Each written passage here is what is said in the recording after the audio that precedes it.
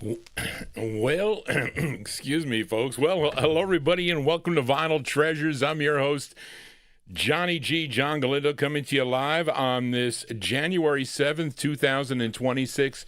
Glad you can join Johnny G for the All 60s edition of the Vinyltreasure Show. We're here on Oldies and More Radio, also live on the YouTube stream. So I want to welcome you. Hopefully everybody had, hopefully everybody had a great new year as we start off the new year right. Lots of people have not been feeling well, though, unfortunately, and my family too, by the way. So they're not going to be able to make it to my mother's birthday, okay, which is coming up really soon here. But I want to welcome you to the Vinyltreasure Show, and we have lots of requests tonight. The first two records are mine tonight, and then I got one for Barbara. She wanted to hear a record, so I told her I can't play that record on this 60s show, maybe for the 50s show, but I do have a 60s version from the UK I will feature. But we opened up tonight with a request for listener Graylin, who was in our YouTube chat room.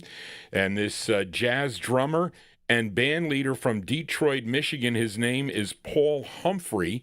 And he had a group there. His other fellow instrumentalists there were the Kool-Aid Chemists. And this one came out in December of 1970. It's on the Lizard record label, Lizard Records. It's called Kool-Aid is the name of the tune. I used to like cherry Kool-Aid is what I used to like, but I don't drink that anymore. But interesting thing, Lizard Records was out of Hollywood, California, owned by Gabriel Melker, who actually wrote and produced this tune. And he named this label after their family cat, who ate lizards. Where'd you find that, Charlene? That is interesting. This charted number 29 on Billboard, number 14 on the R&B chart, and this was a big number 2 record if you were listening to WMAK in Nashville, Tennessee. Now, Paul Humphrey, he was the drummer on this. David T. Walker on guitar, Bill Upchurch on the bass, and Clarence McDonald on the keyboards. That one there requested by Graylin in our YouTube chat room. And anyway, what else we got here? It says Humphrey later was the featured drummer for the Lawrence Welk Orchestra and TV show from 1976 to 1982. Well, there you go. But this one from December 1970 for Graylin, Paul Humphrey and his Kool-Aid Chemist. Kool-Aid is the name of the tune. Well, Johnny G here. If you are new to the program, please consider subscribing to my YouTube channel. This is the first show of the week. I was contemplating a show tomorrow. I didn't think I would be able to make it. I would not. But maybe next week, we'll see. But I'll put the promo up on my YouTube wall. Those of you that are subscribers, you will be able to see that. Also, if you're not a subscriber, you can also check it out. But let's open up the vocal portion here with this gal born in Birmingham, Alabama. She would relocate to Los Angeles, California, and she began recording she started singing. She went to Los Angeles at age 8, but she began recording at age 16 when she signed with Reprise Records. She had 3 releases on the Reprise record label. And then she went on to have 2 releases on Bill Wenzel's Downey label, which was out of Downey, California. This tune written by Barry White, the big Barry White, and Jack Stern. Let's open up the vocal portion from May 1967. Here is Pat Powdrill and the Power Drills. On the Downey record label, it's called Together Forever. Here you go, Pat Powdrill.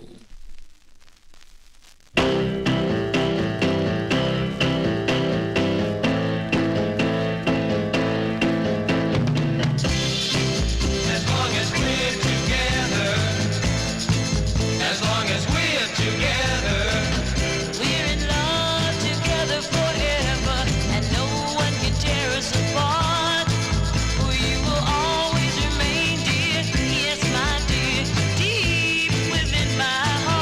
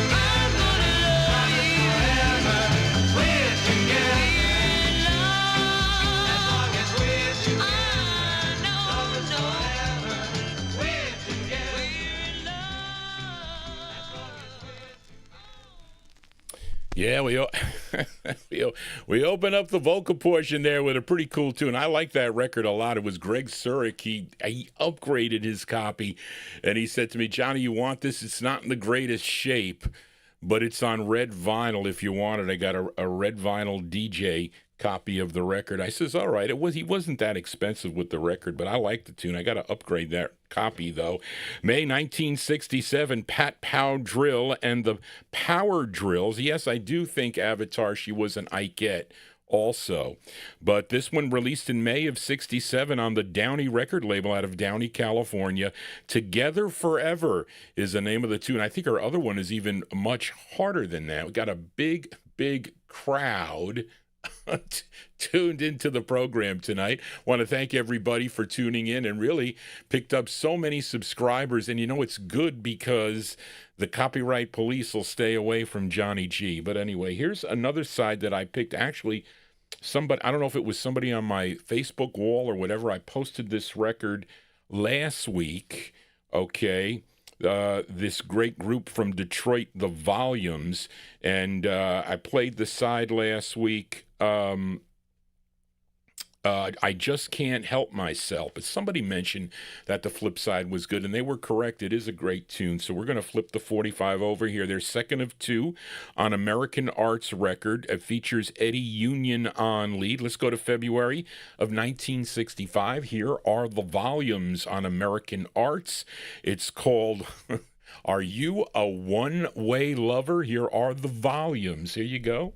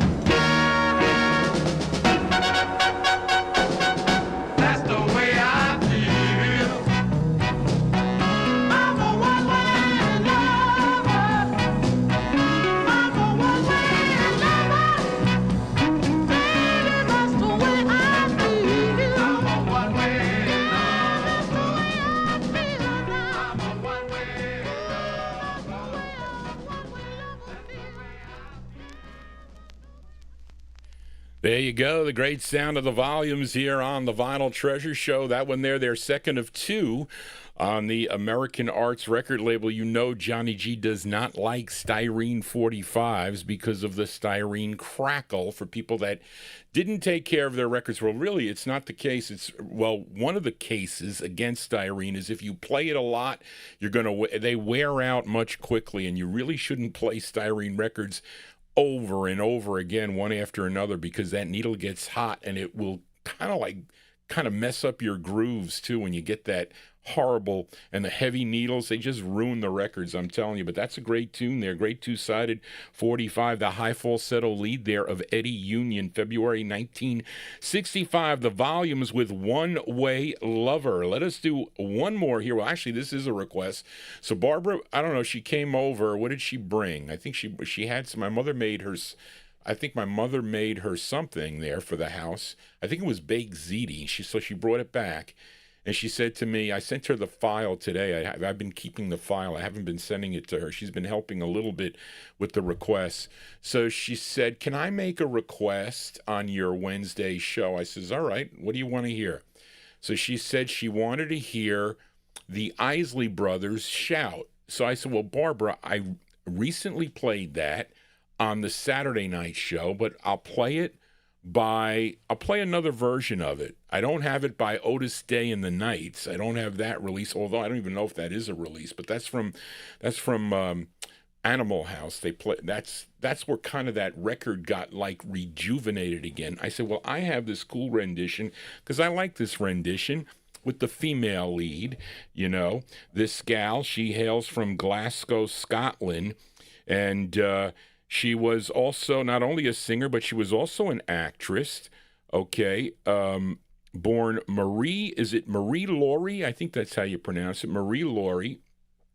And this was her debut single, at least here in the States, I think, because I think she had earlier releases over in the UK. And of course, this is a cover song. This was first done back in 1959 by the Eley Brothers. This did chart here in the U.S., charted number 95 on Cashbox, 94 on Billboard, number 6 on WKBK in Keene, New Hampshire. Where is Keene, New Hampshire? Okay. I think they would re-release this song in 1967 when she appeared on the movie To Sir With Love. They thought maybe they could, maybe they can capitalize on that. But she was having a big hit on Epic at the time with that record. But she was also married to Maurice Gibb of the Bee Gees between 1963 and 1973. So she was married to him at the time she recorded this tune. And this is from June of 1964. We'll send it out to Barbara Moreau, Lulu and the Lovers. Lulu and the Lovers on the Parrot label. And her rendition of the tune, Shout. Here you go, Barbara, for you. Well,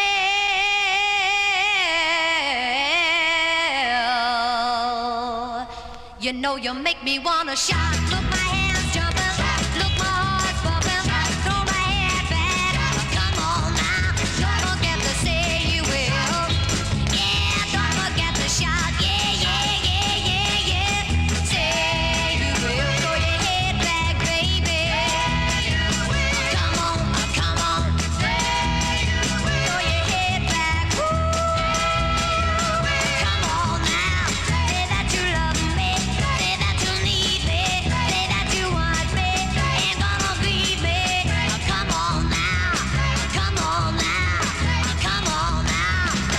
I still remember when you used to be 9 years old. Yeah, I always loved you from the bottom of my soul.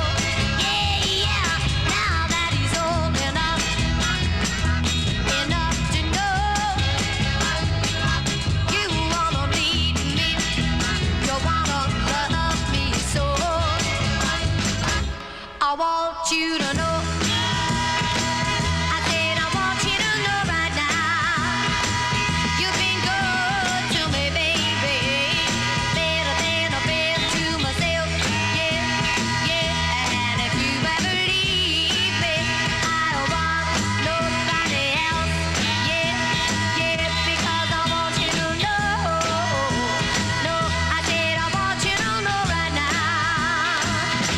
You make me wanna shout, woo, shout, woo, shout, woo, shout, woo, shout. All right, all right, all right, all right. Take it easy, take it easy, take it easy. All right, all right, all right. Hey, hey, hey.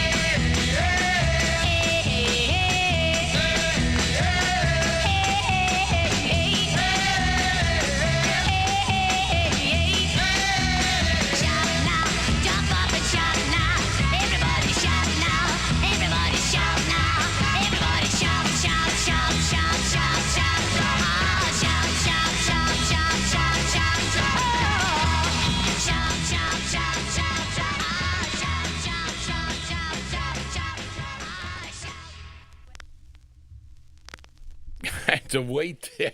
Wanted to make sure they were not going to. She wasn't going to come back there, but there you go. That is Lulu and the Lovers. There, June 1964.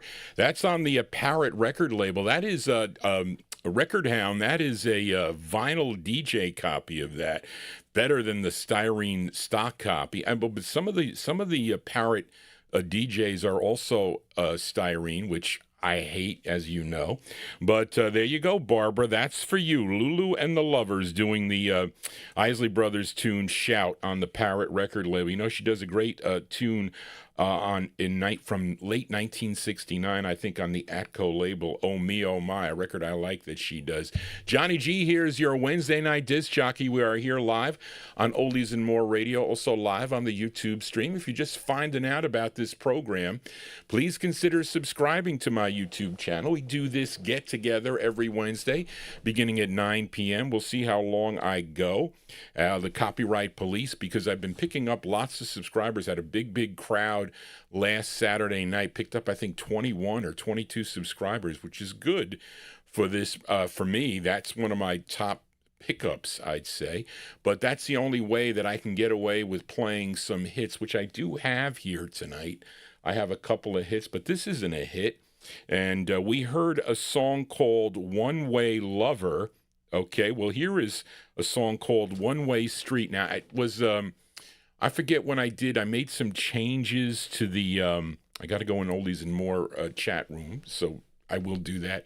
But I did some kind of changes here to my OBS studio, and I did a test show, but what I really was doing was I was testing, like, unplayed 45s. Lots of you like me to do that, but others, my mother was not happy with that. She's like, I couldn't write down all the titles. I said, forget about writing down all the titles, because I'm just listening to records that potentially maybe some of the listeners might request here on a Wednesday or on a Saturday night. And some of you have done that. Like Adrian Viterbo requested this one because I played a little bit of this record. Okay. This singer out of Detroit. Well, the volumes were out of Detroit, and this singer is out of Detroit. This singer, songwriter, and producer, best known for writing some of Aretha Franklin's hits, like which ones? But he recorded 2 on Ted White's Stan Rock record label, which is out of Detroit, Michigan. This is his first, a song he wrote. Well, I would like to see which ones he wrote. I'd have to go back and check, I guess. This is one he wrote. This is produced by Ted White, and it's from 1966. It's on the Stone Rock label. I think that's how you, S-T-O-N. Ston Rock Records, I guess. Ted writes Ston Rock. What did I say? Stone? It's Ston, S-T-O-N, Ston Rock. His name is Ronnie Shannon, and this is for Adrian in our YouTube chat room. It's called One Way Street. Here you go, Adrian, for you.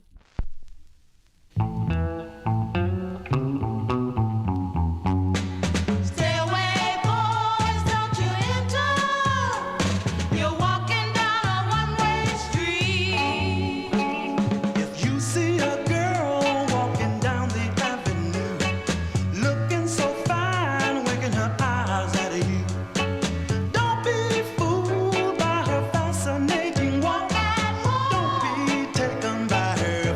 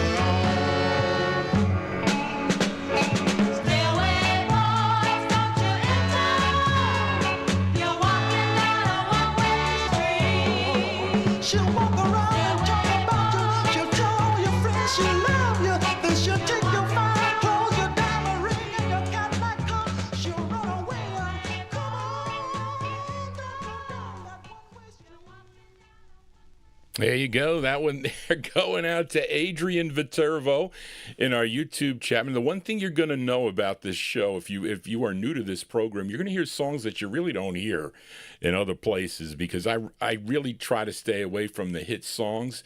And I got such great listeners that send in great requests, I have to say.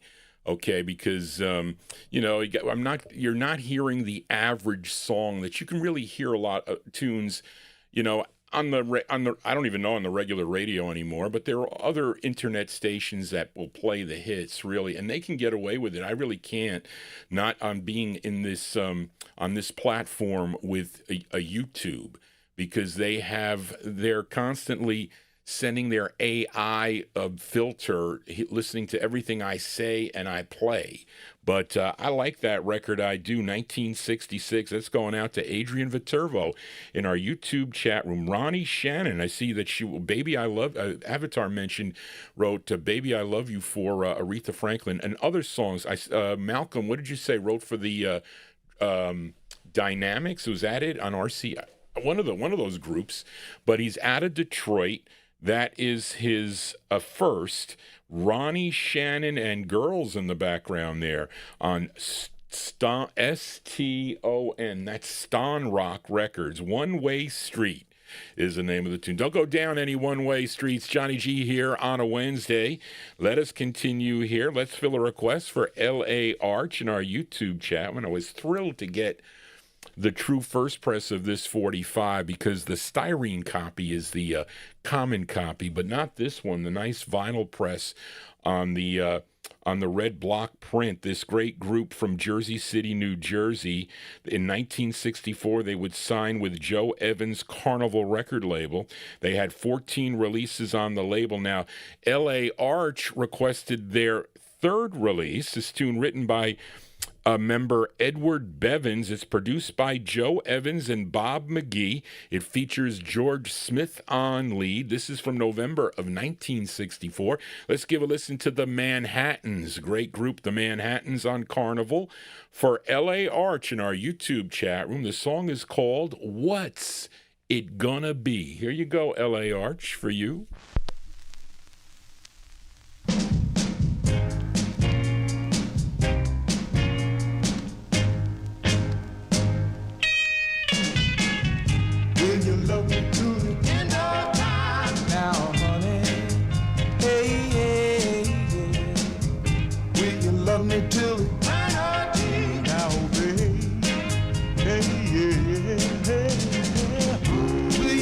Me like you did before.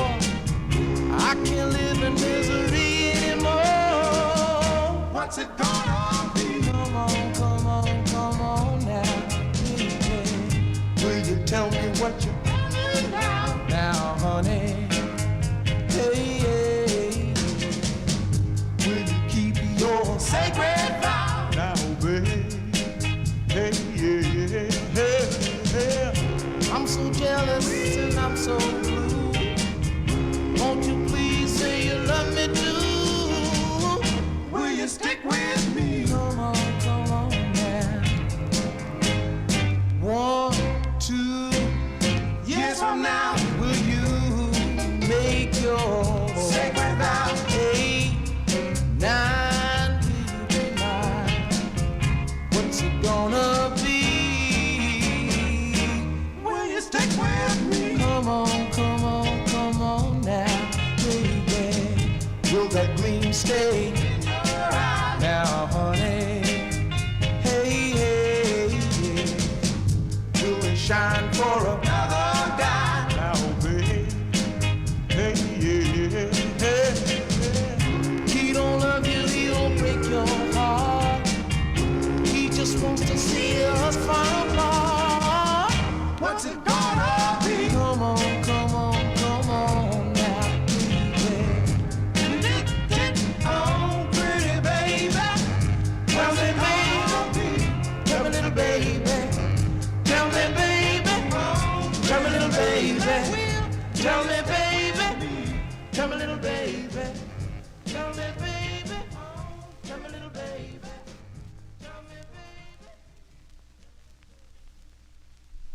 There you go. That one there going out to L.A. Arch. Hold on a second. Charlene, I did send you the file. Charlene's... Oh, wait a minute. I did have it set up to send. If I don't put a title in there, it doesn't go. I'm sorry, Charlene. I messed up. But I did have it there to send to you. I did send it. Charlene, you got to tell me that you didn't get the file. Anyway, there you go. I like that record a lot. I found my first copy at the Yonkers Raceway Flea Market for 5 cents, but it was a whipped copy and it was on styrene. But it was so great to get the nice first vinyl press with the block print there. That one there going out to a listener, L.A. Arch, in our YouTube chat room. Now, the flip side is good. Well, hold on a second. Yeah, here we go. November 1964, What's It Gonna Be? That's actually the B-side of the 45. Nobody requested the A-side of the record, but anyway.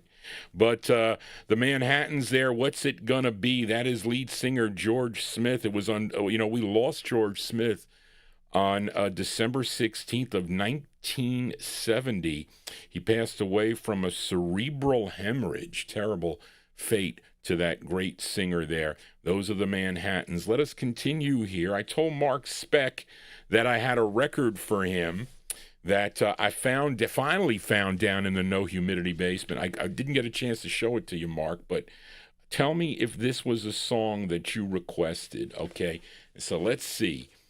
This singer born in Homestead, Florida, but he was raised in Jackson, Mississippi. He began his recording career in 1965 for ABC Paramount, okay, and as his solo career, I should say. But he was a member of a number of groups, Tony and the Derbies on swing, the Imperial Show Band on Verve and Music Core, the Nightingales on the Stax label. But he also had a bunch of solo releases on OK and Coco, and then in 1967, well, I don't know if that is chronologically correct, folks, but in 1967, producer Huey Moe, I'm talking about in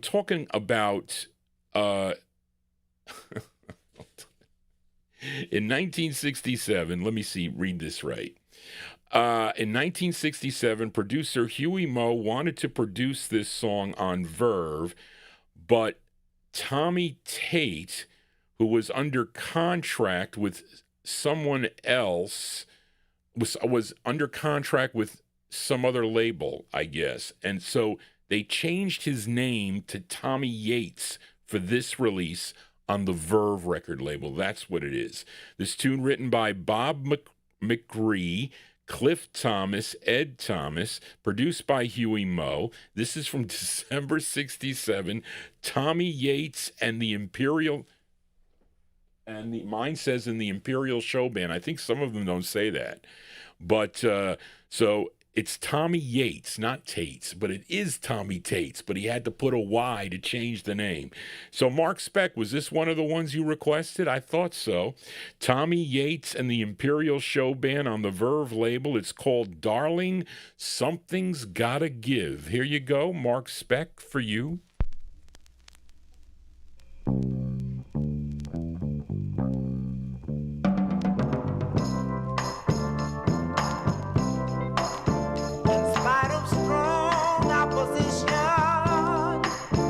I made a big decision just to let you be my only girl.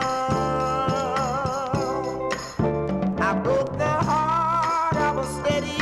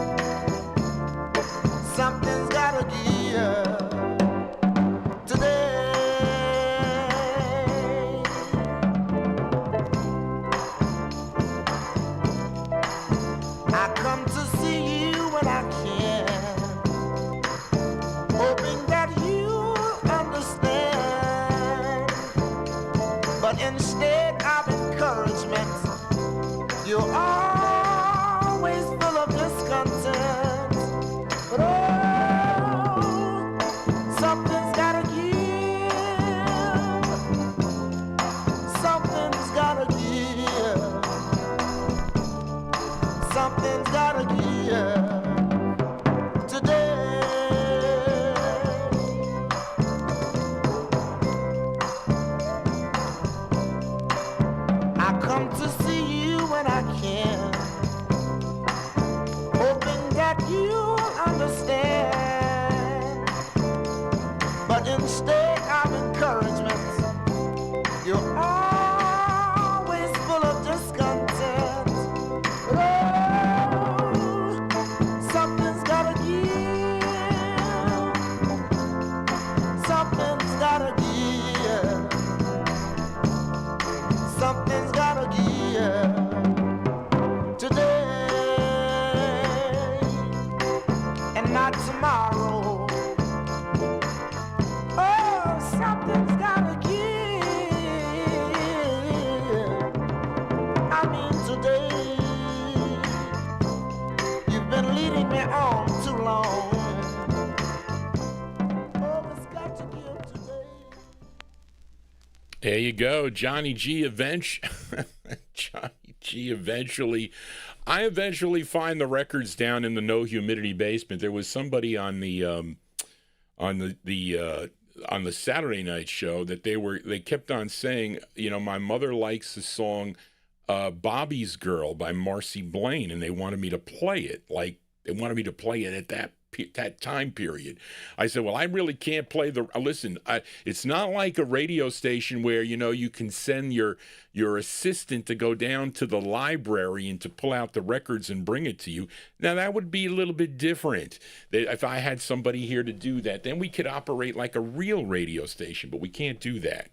That's why I need to get your requests in advance, and that's why you have to email Johnny G at vinyltreasures@aol.com. And there you go, that one there from Mark Speck. That indeed was one that he wanted to hear. That is December 1967, Tommy Tate, really, but on that single as Tommy Yates and the Imperial Show Band, Darling, Something's Gotta Give, on the Verve label. And Malcolm, you mentioned it in the chat room. Malcolm Baumgart, 1968, he recorded as Andy Chapman on the Atco record label. And also he had some R&B hits on the Coco label as Tommy Tate, which I did see down in the no humidity basement, early 70s.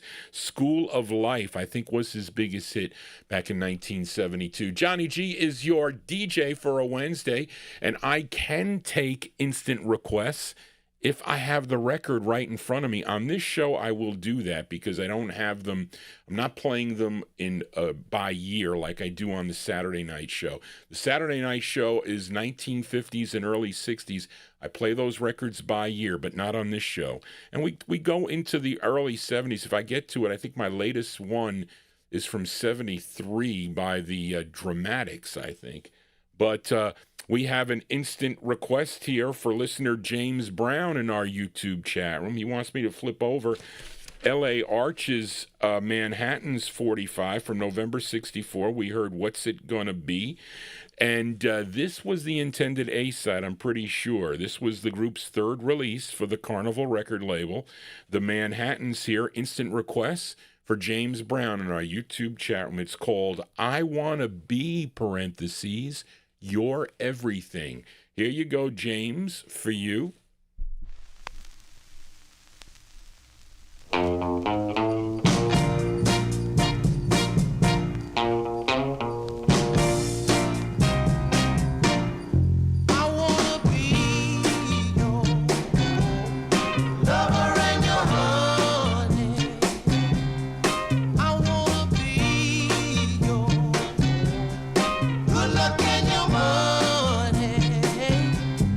I wanna always be by your side.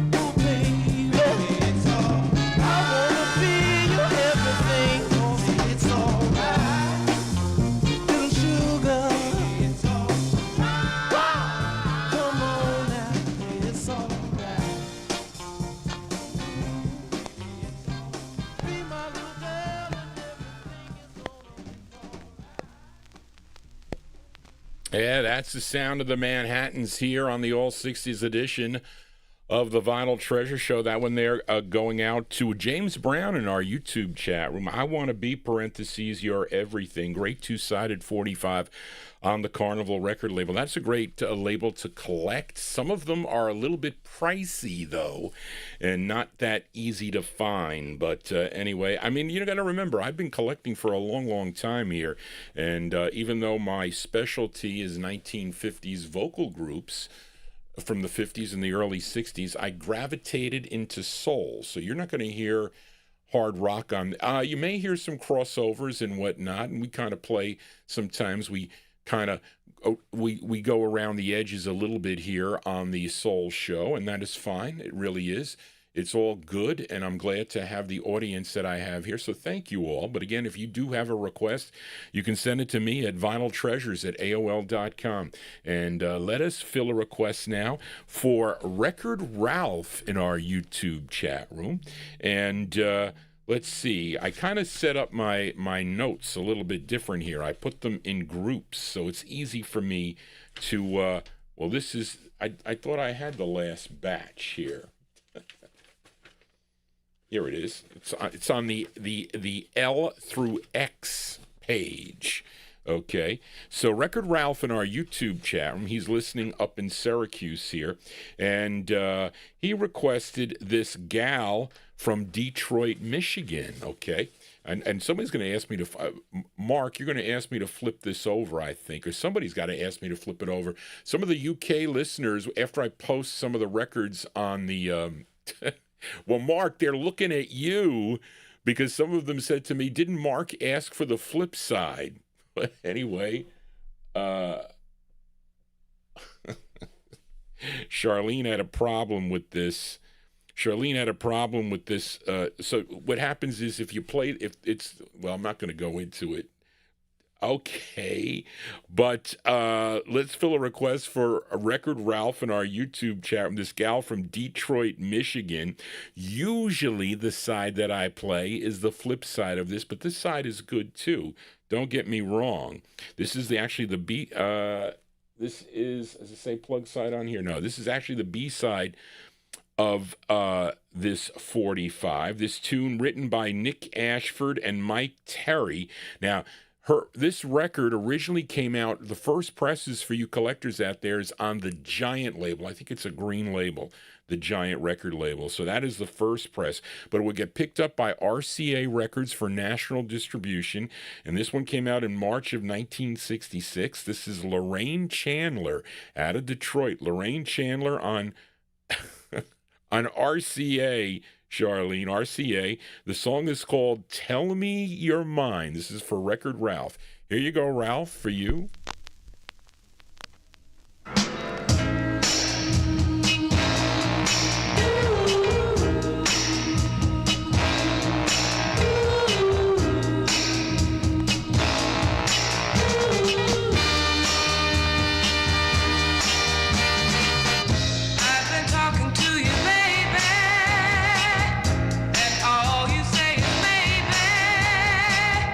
But I'm gonna get you someday.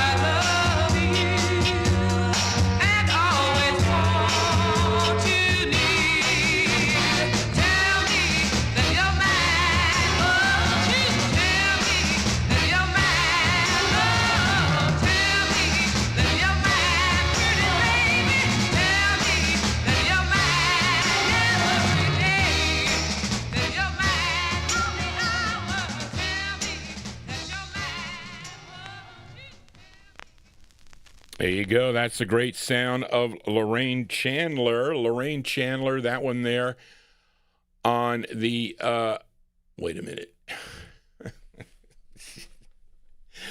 That one there on the RCA record label, originally released on the Giant record label. What did Mark Speck said something about that? That is the backing track of a Hesitations 45 on the Cap label. You know, I get in trouble for playing Hesitation records here on the program. Don't ask me why, and I'm surprised. Well, it's early in the program, so the copyright police will leave me alone. But there you go for Record Ralph. Lorraine Chandler, her first of 3 for RCA. Tell Me Your Mind from March 66.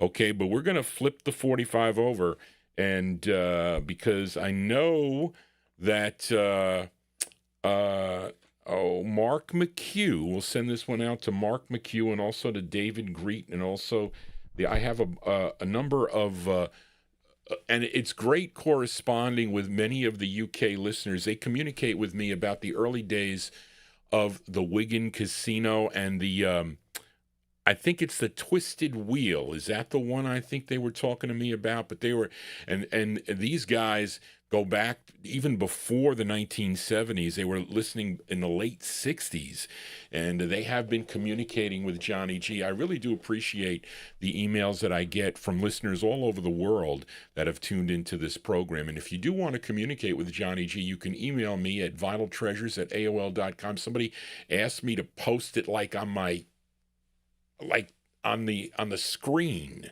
and but it's on my website there. It's on the YouTube site. You can check it out there, but I did post it on his comment. But anyway, so let's flip this 45 over. We're going to send it out to the UK listeners that were into the Northern Soul scene back in the day, and even today. There is a scene there today also from March of 66. This is the A side of the 45, her first of 3 on the RCA record label, Miss Lorraine Chandler, and the song is called What Can I Do? Lorraine Chandler. Here you go.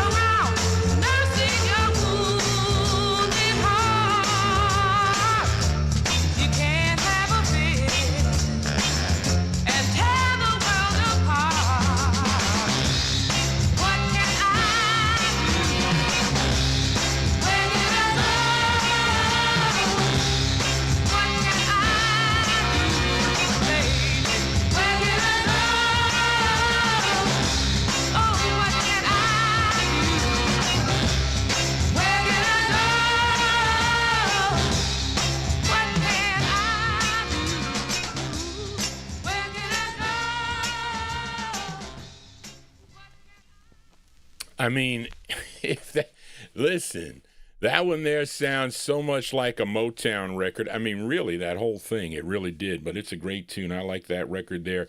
So I flipped it over for the UK listeners. I hope they liked it. But that one there, the flip side, we played for Record Ralph in Syracuse in our YouTube chat room. Miss Lorraine Chandler, her first of three on the RCA record label from March '66. What Can I Do is the A side. We played the B side for Ralph. Tell Me You're Mine is the name of the tune. Tell Johnny G what you'd like to hear. It's Vinyltreasures at AOL.com, and that is for both shows. And we'll see. I want to get back to the Thursday afternoon show. I was doing a Thursday afternoon show, folks. You can go to my YouTube page, and there's over 900 videos there. I mean, they date back to 2015.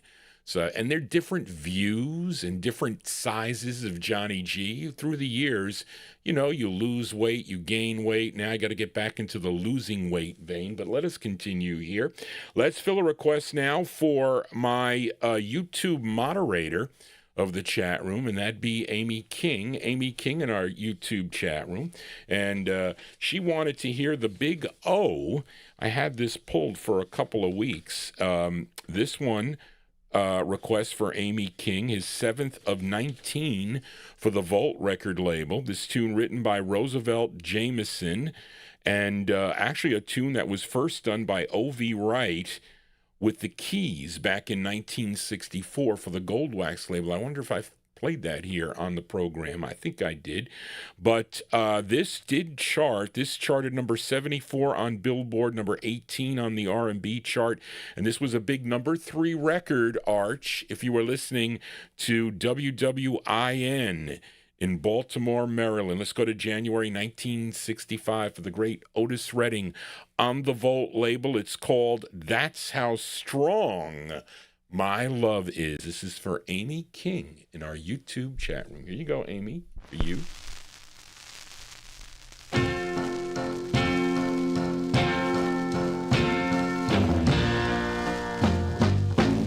If I were the sun way up there, I'll go with love most everywhere.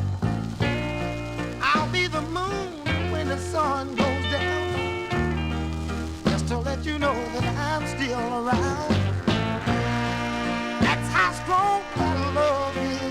Whoa, that's how strong my love is. That's how strong my love is, baby, baby. That's how strong my love is. I'll be the weeping willow, drowning in my tears, and you can go swimming when you were here. And I'll be the rainbow after the tears are gone, wrap you in my colors and keep you warm. That's how strong my love is, darling. That's how strong my love is, baby. That's how strong my love is.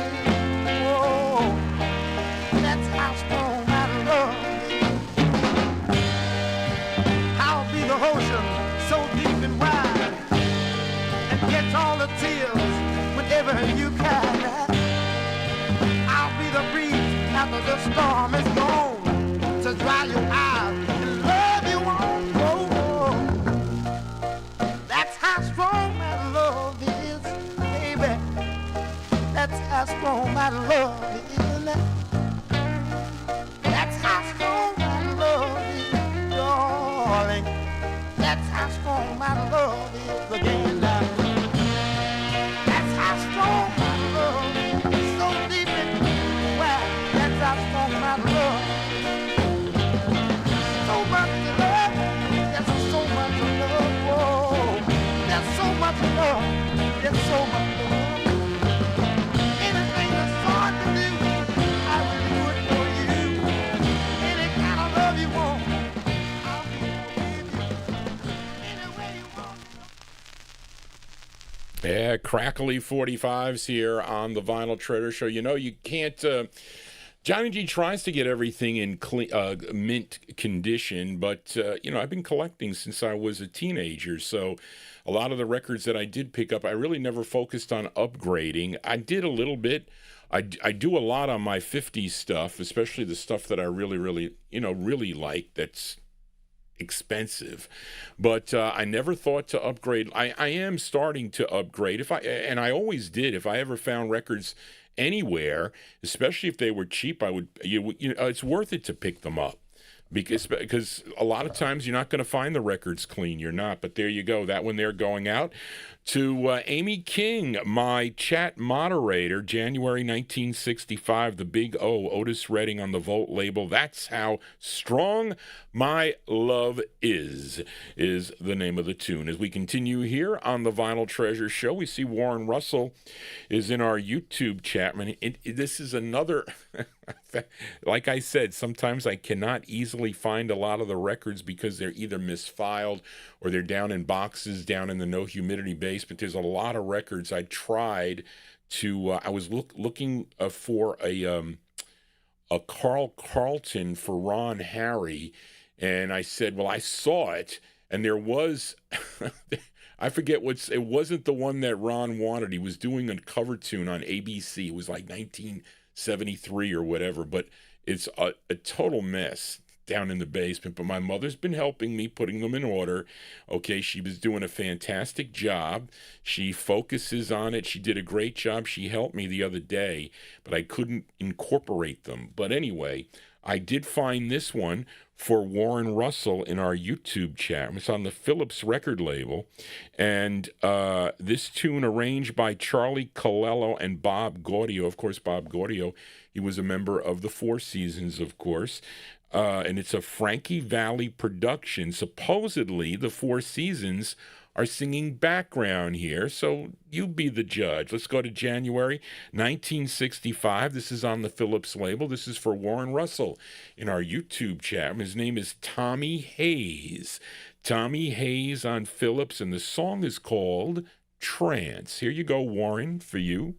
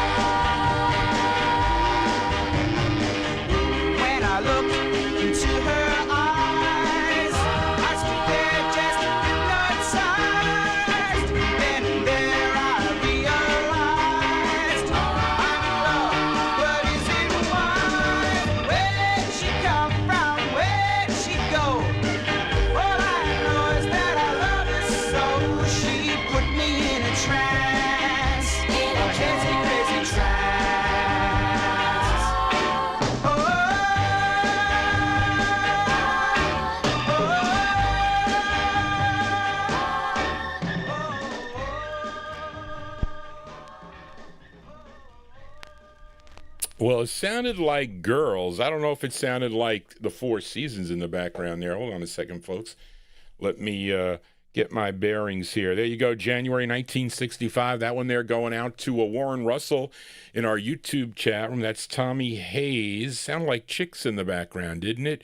On the Phillips record label, Trance is the name of the tune. Sometimes Johnny G puts his listeners in trances to spend money to buy the 45's. That is not my goal to do that, Arch. Don't get mad at the messenger. You can't get mad at the messenger. Let us continue now. Let's fill a request here so I know where to go. I got to go to my B box here. Let's fill a request now for listener Busta Bass in our YouTube chat. We got a special thing for Busta a little later in the program we're going to get to. But he sent Johnny G, and well, actually, Busta Bass gives me his requests on my YouTube page because I see that. I have to go and check because I get all kinds of notifications. I used to get emails, but not anymore. Not with all the people that have since subscribed to the channel. But this is a request for listener Busta Bass in our YouTube chat room. And let me see, where is it? It's got to be on here. Here we go. And I featured this group out of Cincinnati. It might have been a number of weeks ago, I think, for Malcolm Baumgart. On the Atlantic record label, a song called The Last Girl. But this group dates back to 1957. They've been singing for, I think, 7 decades. This group has been singing. First recording for the Teenage record label back in 1957. But, 5 decades is here. I think it was more than that, really, when I did that write-up, Charlene. But in 1960, they signed with Atlantic Records. 7 decades, that's 70 years. Yeah, they were in their teens when they first started. In 1960, they signed with Atlantic Records, had 7 releases. Now, Busta Bass requested their 5th release. Okay, this features Ronald Isley on lead from December of 64. Here are the Isley Brothers, and the Isley Brothers on Atlantic for Busta Bass. It's called Lookin' for a Love. Here you go, Busta, for you, the Isleys.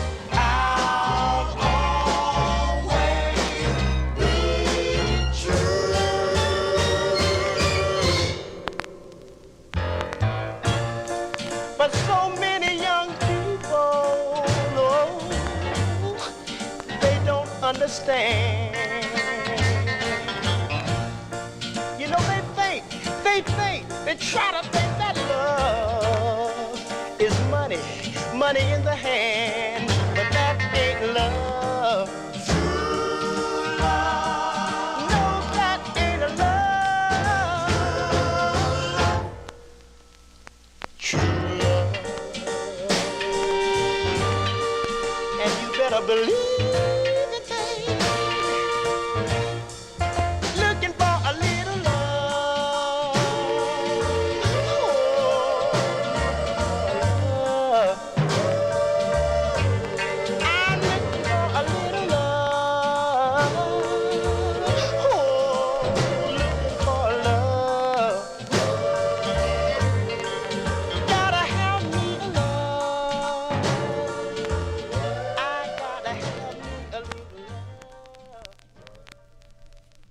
Yeah, the sound of the Eley Brothers here on the Vinyl Treasure Show. That one there going out to Bust a Bass in our YouTube chat room. The Eley Brothers with Looking for a Love. That one there, their fifth release on the Atlantic label from December 1964. I have to, Charlene is a mental case right now because she didn't tell me to send her the file before the show started. Well, I didn't send it off because I didn't have a title here. So now I have to tell her the records that we heard. Okay, Charlene, here you go.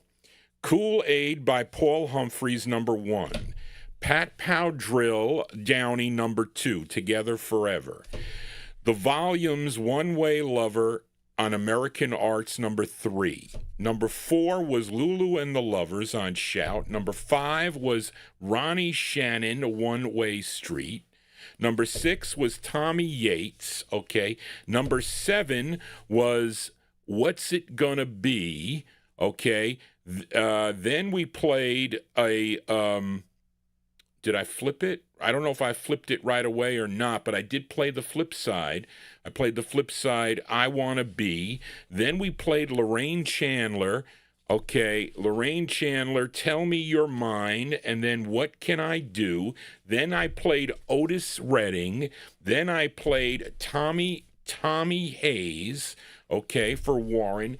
Then we played the Eley Brothers.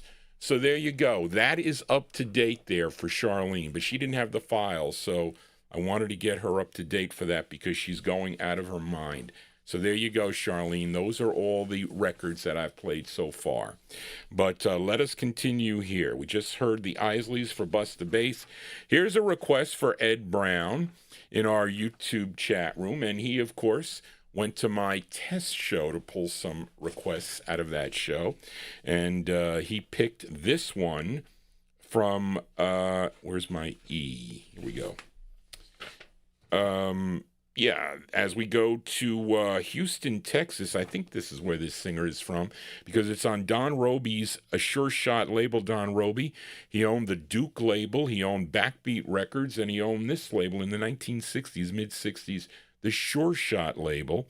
And the tune written by Joseph Wade Scott, and I wonder if that's this guy's name, and Don Roby. Because the artist's name on this is J.J. Daniels, and I don't know if he has any other releases at all, but this is from January of 67. I played this on my test show. J.J. Daniels is going out to Ed Brown, listening in another country. Okay, Ed Brown, J.J. Daniels on Sure Shot. The song is called Mr. Lonesome. Here you go, Ed, for you.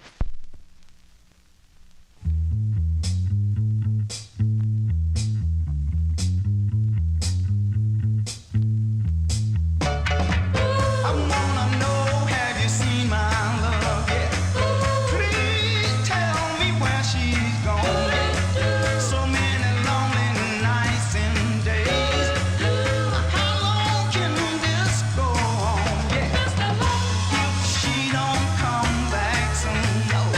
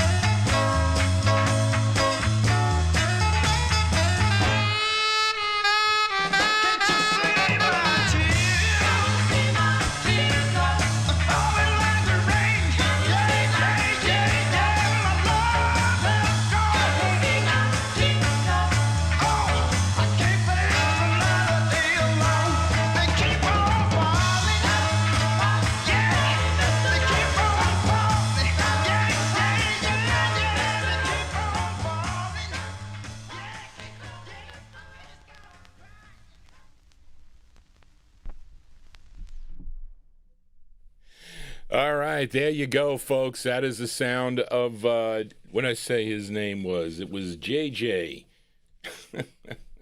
Yeah, J.J. Daniels.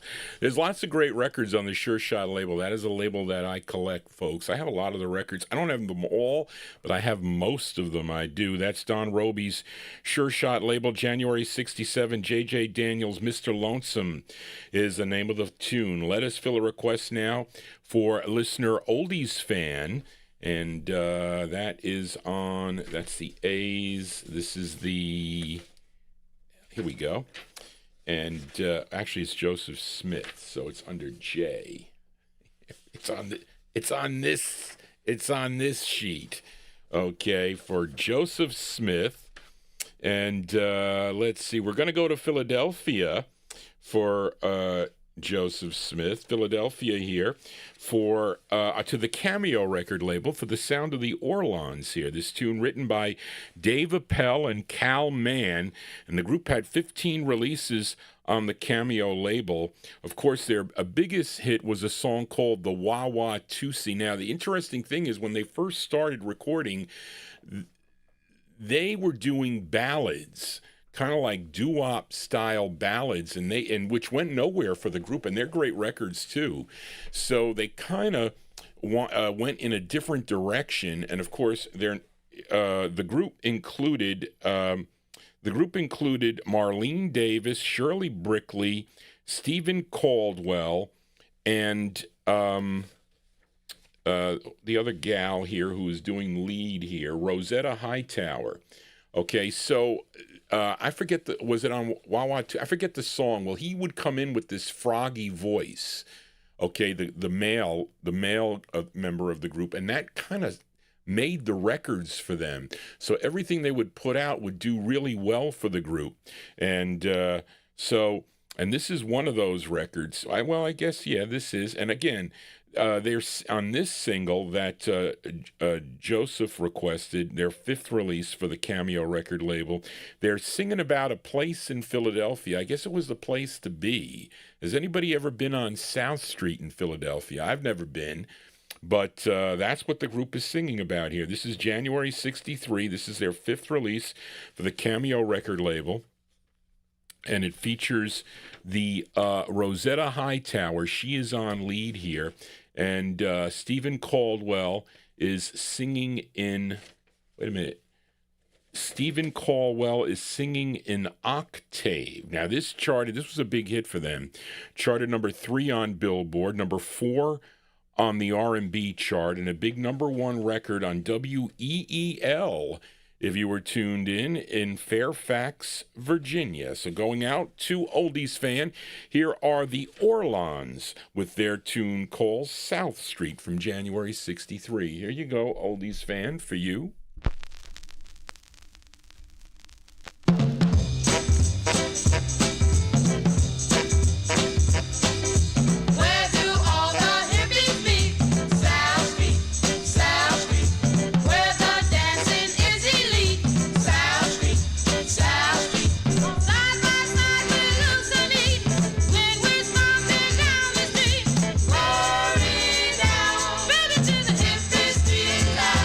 Baby,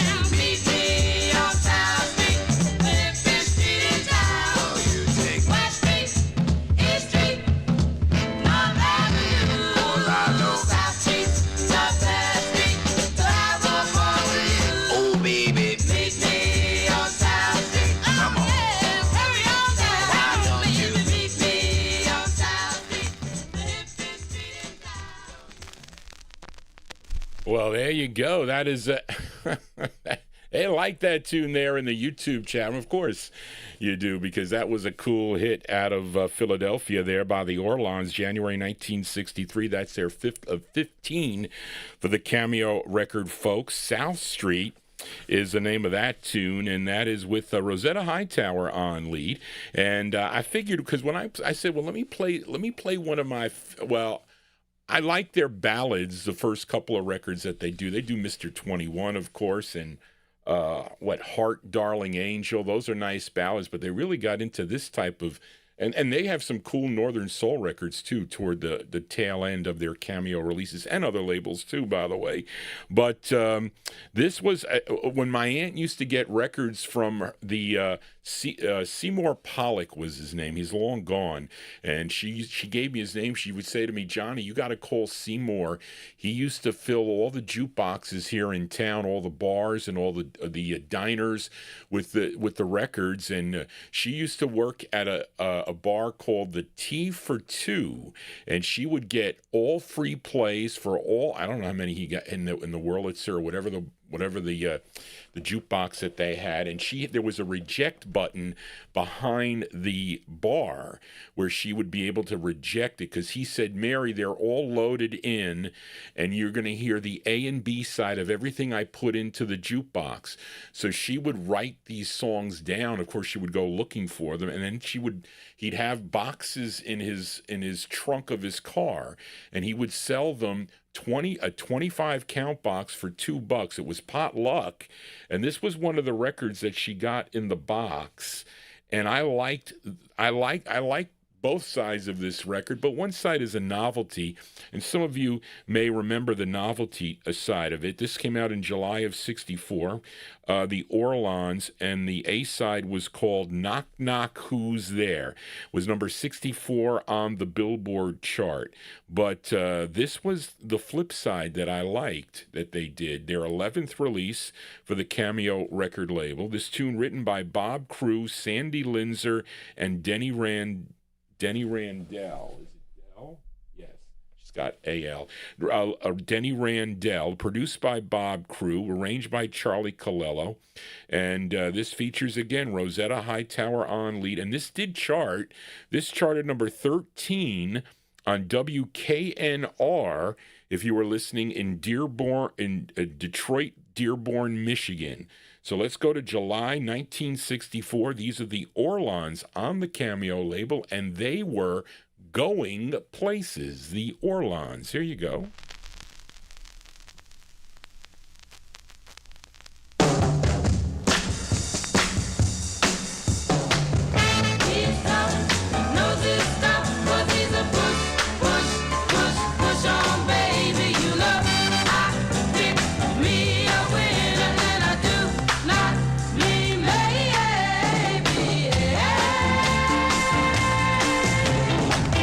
Go in places, my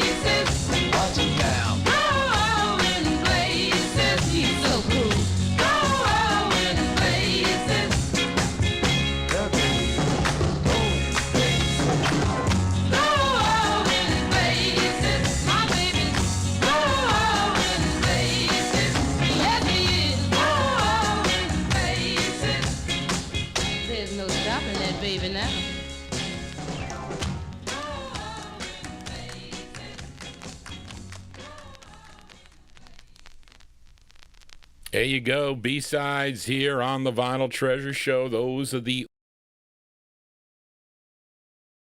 Snuck that one in behind Joseph Smith's South Street there. The Orlons there with Going Places. That one there from, what, 1964? What did I do with my sheet here for Oldies Fan? Here we go.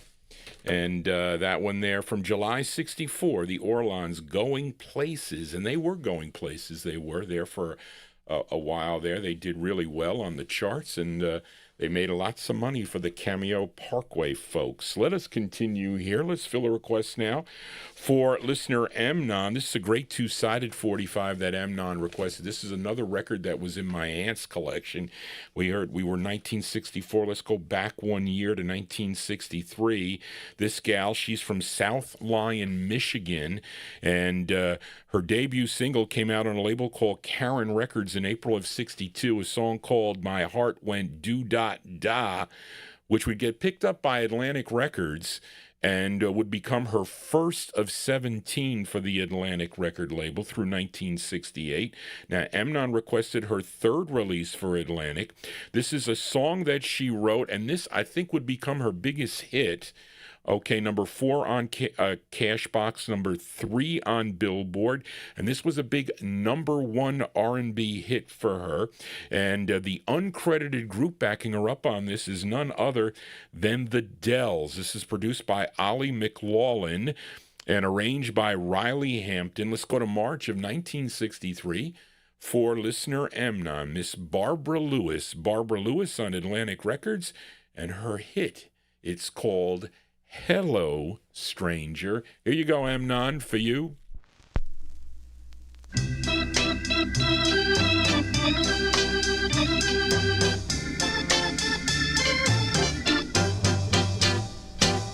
Chubop, chubop, my baby. Chubop, chubop. Hello, stranger.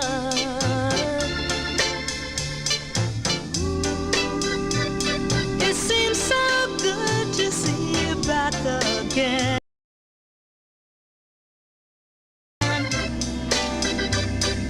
Seems like a mighty long time. Chubop, chubop, my baby. Ooh. It seems like a mighty long time. Oh, I'm so glad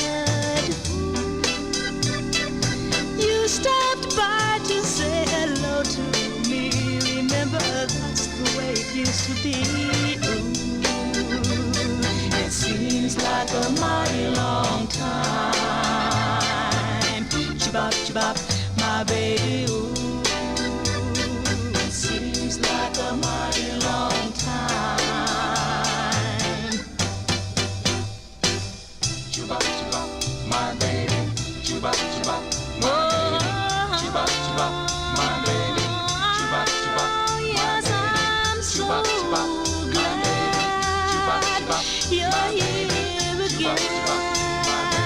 again.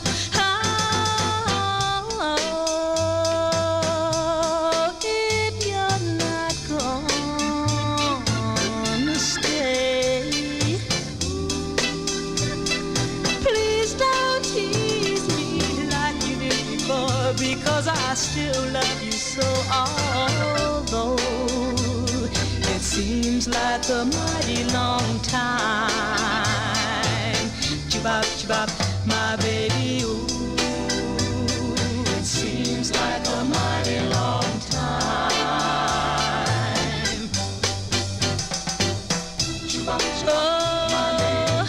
Oh, my, Chubop, chubop, my baby. Chubop, chubop, my baby. I'm so happy my baby. Chubop, chubop, that you're my baby. Yeah, hits here on the Vinyl Treasure Show. That one there going out to listener Amnon. That is Barbara Lewis. Barbara Lewis on the Atlantic record label. The stream stopped on Oldies and More. I don't know what's going on with that. March 1963, Barbara Lewis, Hello Stranger is the name of the tune. And we're going to flip the 45 over because the flip side is also a cool tune that she does. It's up-tempo. And the Dells backing her up on the flip side also. Hold on a second, folks, as I do this. She wrote this. She wrote the B-side of the 45, and again, it was produced by Ollie McLaughlin, and again, Riley Hampton arranged it. This charted number 17 on KWYK in Farmington, New Mexico. Okay. There you go. So let's flip over Hello Stranger. You get this cool tune again with the cool organ and the Dells backing her up on this side also. It's called Think a Little Sugar. Here you go, Amnon, for you.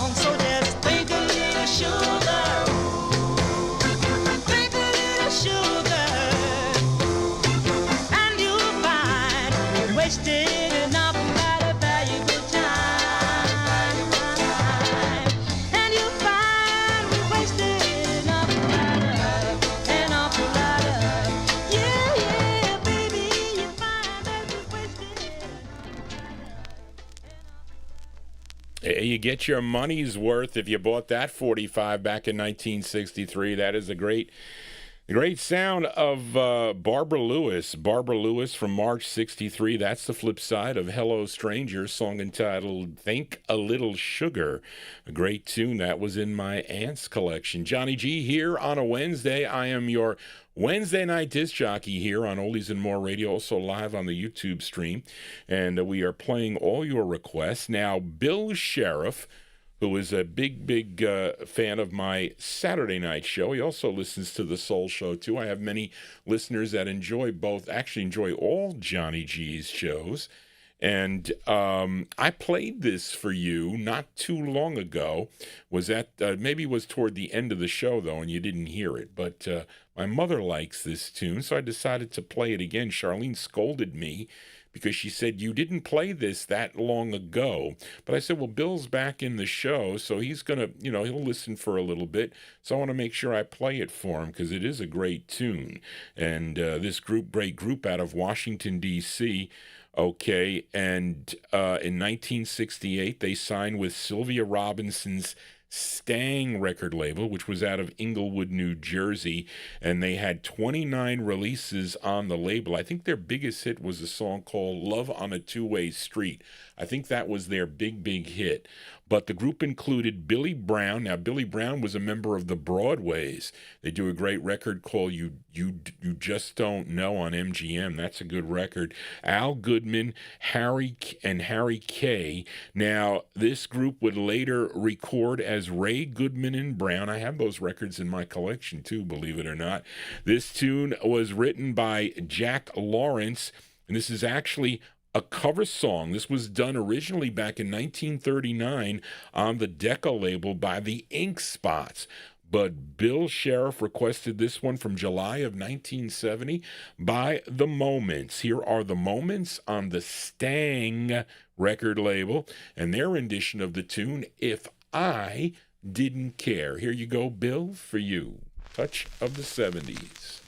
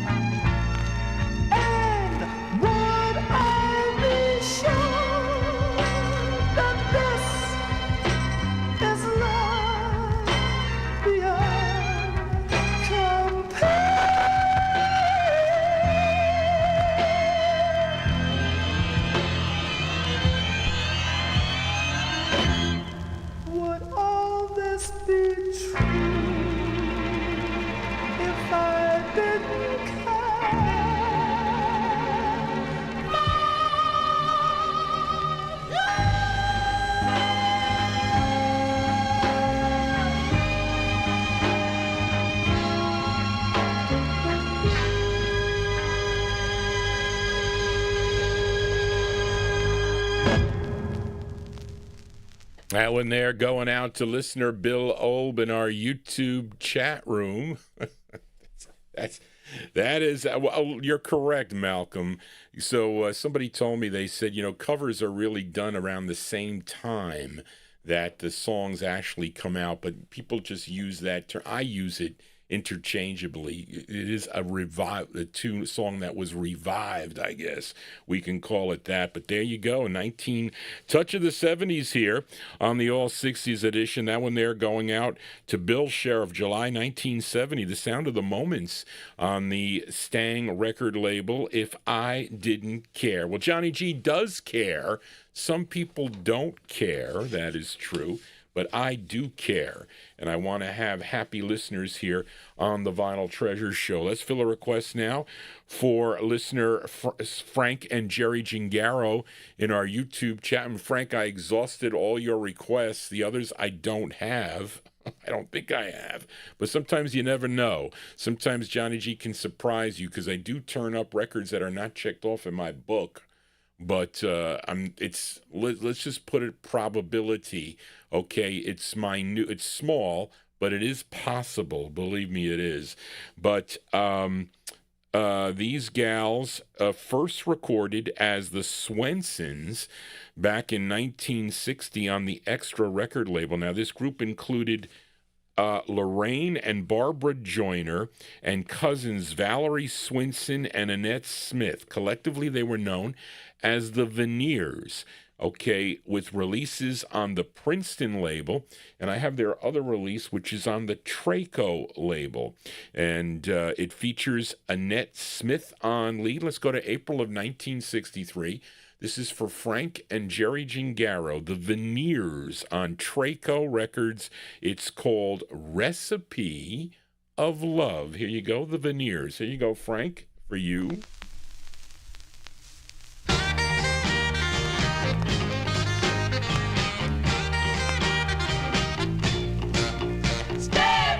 Take a boy, short, tall, fat, or thin, who needs a heart to try and win. Then add a girl in a calm little dude. All alone and she needs someone too. That's how we'll start our recipe for love.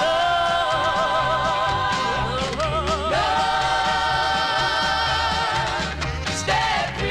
Then we'll add a cup of meat and play. They must be, you see. Step 4. Then we'll need a pot of friendship then, and the best of friends they'll be, and that's more of our recipe for love.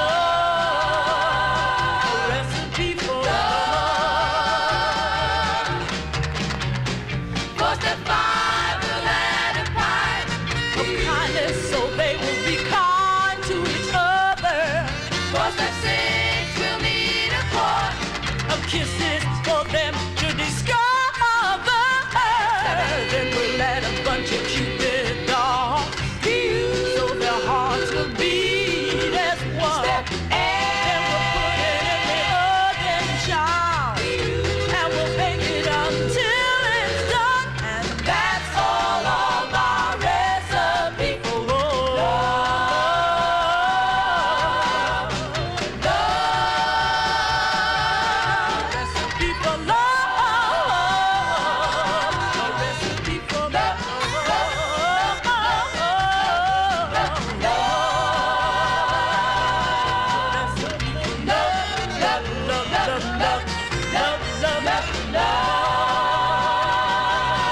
Recipe for love.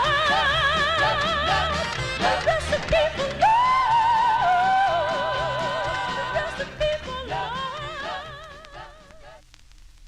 As going out to listeners Frank and Jerry Gingaro, that is the sound of the Veneers. What is your recipe of love?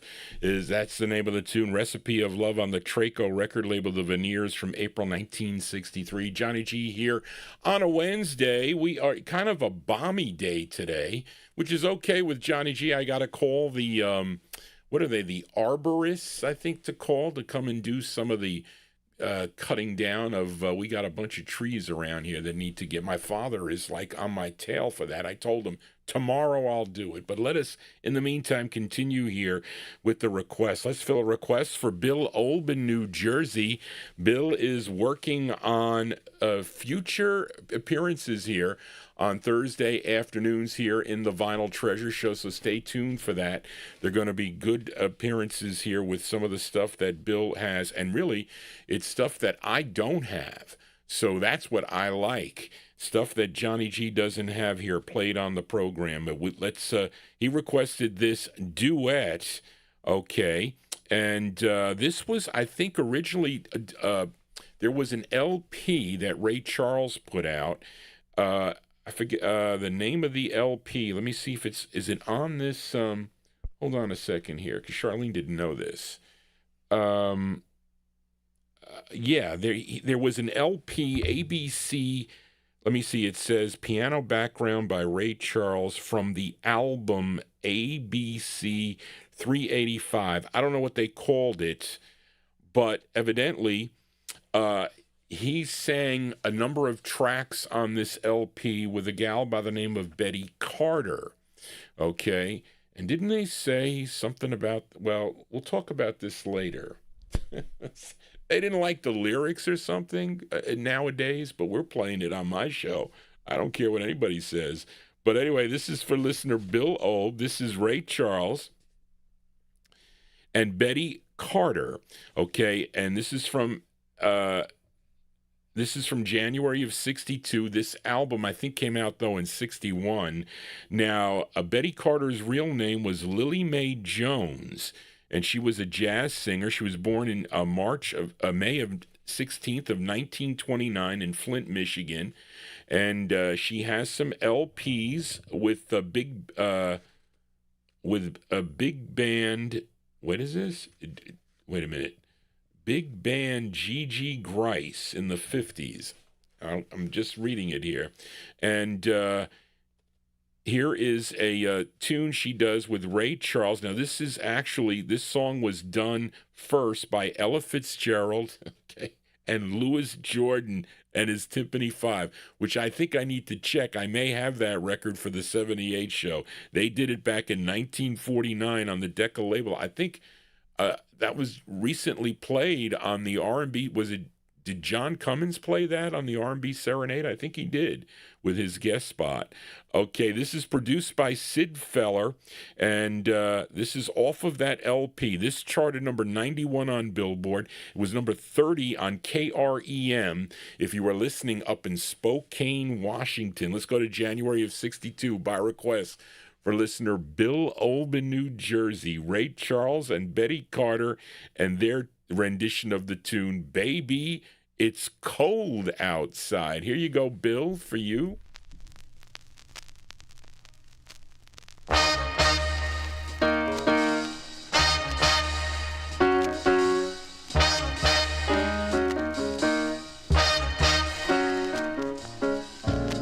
I really can't stay. Betty, it's cold outside. I've got to go away. Betty, it's cold out there. This evening has Been hoping that you drop in. so very nice. I'll hold your hand. They're just like My ice. mother will start to worry, Beautiful, what's your hurry? and father will be pacing the Listen to that fireplace. So really I'd better scurry. Beautiful, please don't hurry. Maybe just to have Why a don't drink. you put some records on while I pour? And the neighbors might think, Betty, it's bad out there. say, what's in this drink? No cabs to be had out there. I wish I knew how Your eyes are like starlight now. to break the spell. I'll take your hat. Your hair looks I right. ought to say no, no, Mind no, sir. if I move in At closer? least I'm gonna say that I tried. What's the sense of hurting my pride? I really can't stay. Baby, don't hold out. Ah, but it's cold outside.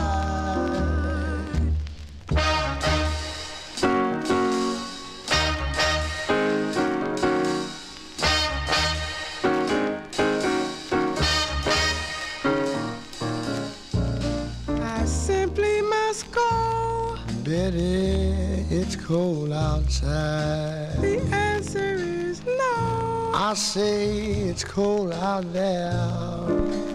The welcome has been How lucky that you dropped in.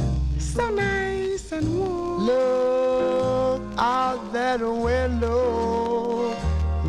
That's My sister will be suspicious. Your lips look delicious. My brother will be there at the door. Waves up on a tropical shore. My maiden aunt's mind is vicious. Your lips are delicious. Well, maybe just a cigarette more. Never such a blizzard before. I've got to go home. Better you freeze out there.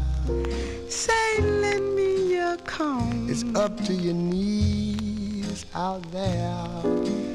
You've really been great. I thrill when you touch my hand.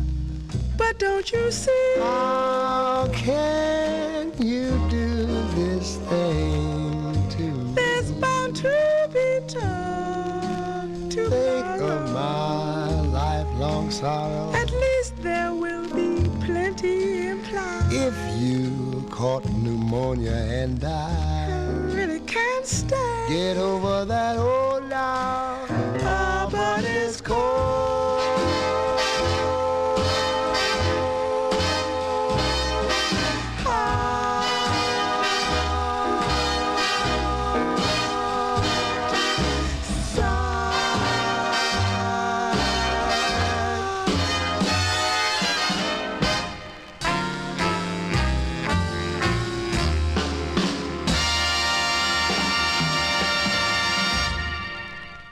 That's going out to listener Bill Olb in New Jersey. That's the sound of Ray Charles and Betty Carter, January 1962. You know, the radio stations were playing that off of an LP. I guess, you know, they did what they wanted to. You know, listen, a radio station can really do what they want to. And therefore, it prompted ABC to release the single.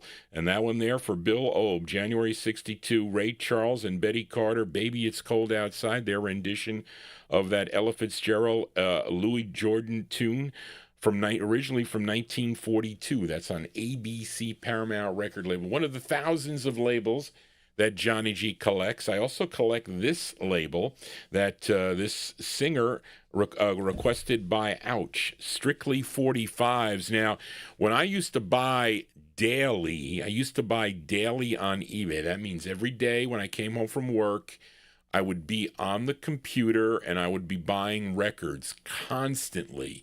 And the packages were coming here to the house. My father was having a conniption. Okay, my mother's like, Johnny, he's complaining about your boxes coming here.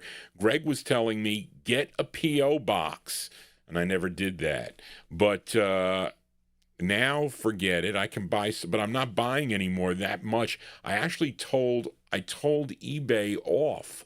I told them that because you collect sales tax, I will not bid $3,000 on a 45 anymore. That's it.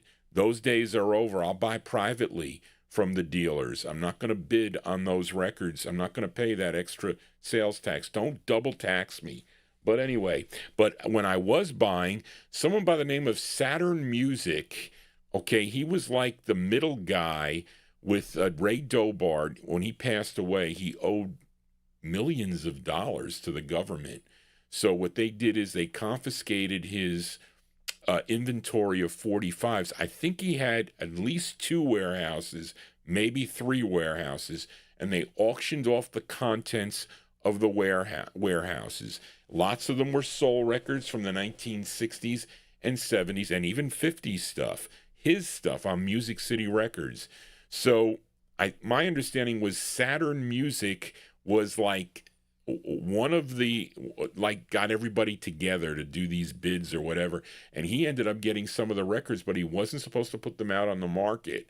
But he flooded the market at the time, so they were going up cheaply, okay, going up for like $7.99 or $5.99, and of course, a lot of those big records were getting bid up, but people caught on because he would put them up every week.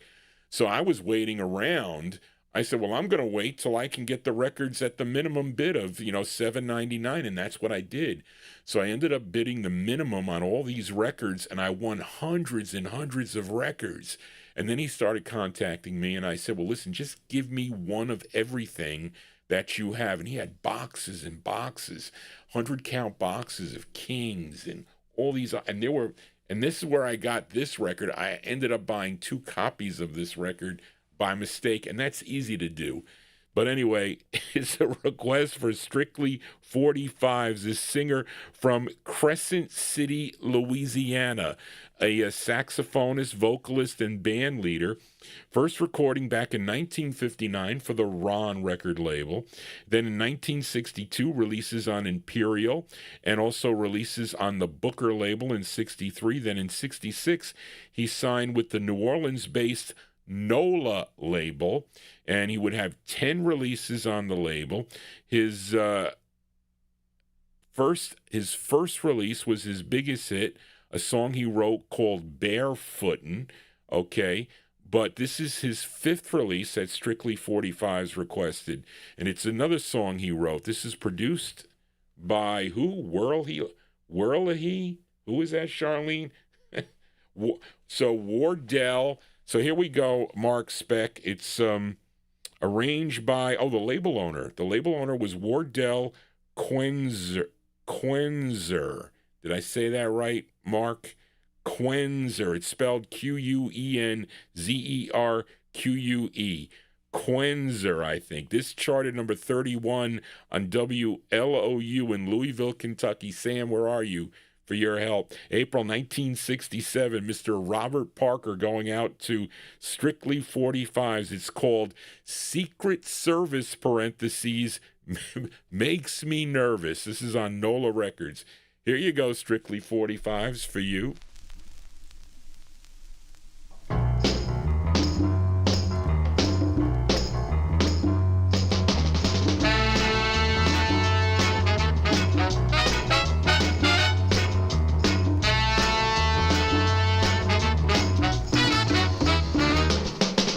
When I go to see my girl, I'm never all alone. Father-in-law reading the paper, and mother-in-law she's sewing. The Secret Service, they make me nervous. They make me nervous. Oh yes they do. If I take her to the show, I got to tell everything that happened. And if I don't be back about 5:45, man, I'm in a terrible fix. The Secret Service, they make me nervous. They make me nervous. Oh yes they do. When I'm walking beside her, the people tell me I'm lucky. Yes, I know I'm lucky. I remember the day that I met her, but the Secret Service, they make me nervous. They make me nervous. Oh yes they do. I know you got that something, and I think that you understand. But when I say that something, I wanna hold your hand. But the Secret Service, they make me nervous. They make me nervous. Oh yes they do. When I hold you close to me, I wanna tell you just how I feel. Darling, darling, I love you. You know my love is real. But the Secret Service, they make me nervous. They make me nervous. You know they do. Yes, they do now. Tell it to now, children. Oh, yes, they do now, children. You know they do now.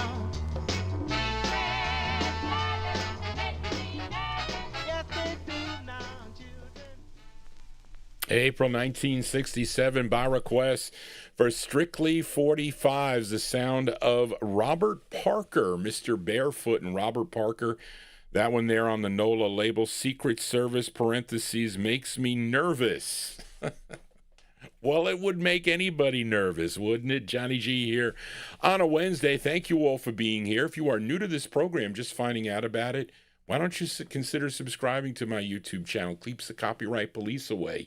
It does. But let's stay in the state of Louisiana, and let's fill a request now for listener Edmund Williams. As I played her, what was it, last week or the week before? Who requested it? It was, who requested Irma Thomas? I forget.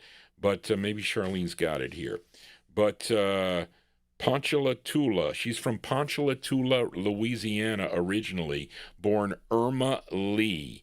And, of course, she was discovered by Tommy Ridgely. Okay, and she was known as the Soul Queen of New Orleans. And I'm talking about Irma Thomas, first recording for the Ron record label in let me see. Then she recorded for Minute Records, had 6 releases on the Minute label. This is her 6th. I saw 45 Cat had that this record sells for $200. I don't know. Maybe it does, but I didn't pay. I might have paid a couple dollars for the 45. This tune written by Alan Toussaint, under the alias Naomi Neville. Okay, this charted number 74 if you were listening on KAYO in Seattle, Washington. Let's go to May of 63 for Miss Irma Thomas. Irma Thomas on the Minute label. It's called Ruler of My Heart. This is going out to listener Edmund Williams. Here you go, Edmund, for you.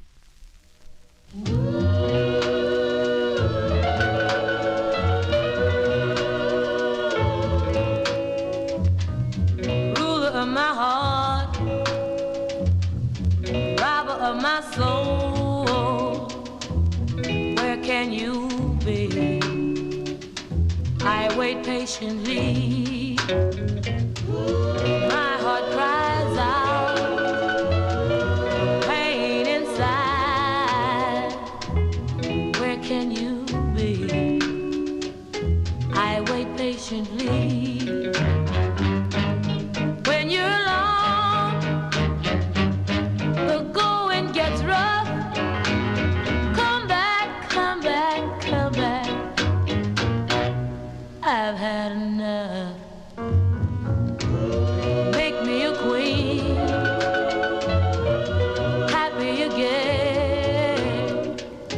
Hear my cry, please my king.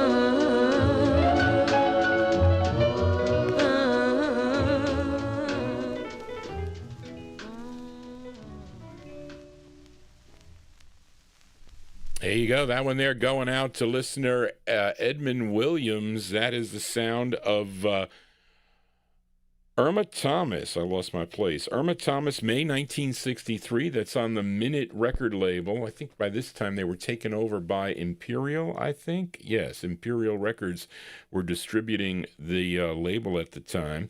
And that song called Ruler of My Heart from May 63. Edmund also requested the flip side here, which is a up-tempo, another Alan Toussaint penned tune here. So let's flip the 45 over.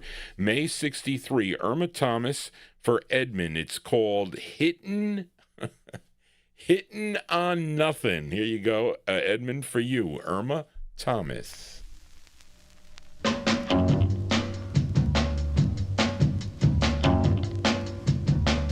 You can keep your sweet talk, keep your lie, keep all of your promises, save that jive. You ain't hitting on nothing unless you got something for me. You know you promised me diamonds, I'll never forget. And I ain't seen hide nor have a diamond yet. All I get is walk, walk, walk. Get your papers and walk, walk, walk. You ain't hitting on nothing unless you got something for me.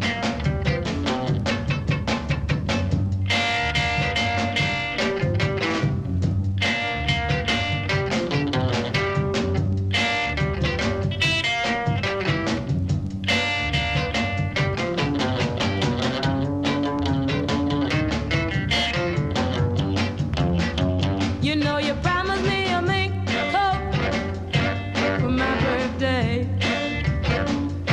I ain't seen mink, rat, or rabbit make you act that babe. I'm tired of your walk, walk, walk. Hit the road, Jack. Walk, walk, walk. No more talk. Walk, walk, walk. Get your bags and walk. Walk, walk, walk. You ain't hitting on nothing unless you got something for me. Hey, you ain't hitting on nothing unless you got something for me.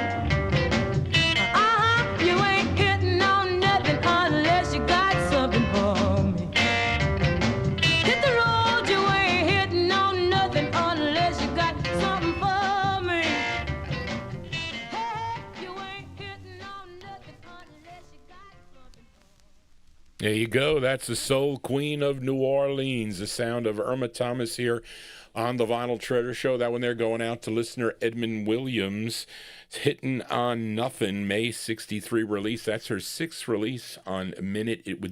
She'd then switch over to Imperial Records. Prior to that, we heard Ruler of My Heart from May 63 for Edmund Williams. Let us now continue. Let's fill a request now for listener Leonard Mancini. Leonard Mancini, you in the chat room? I bet you Leonard is. I just missed him. Okay. And we moved to, this is from 1969, this 45.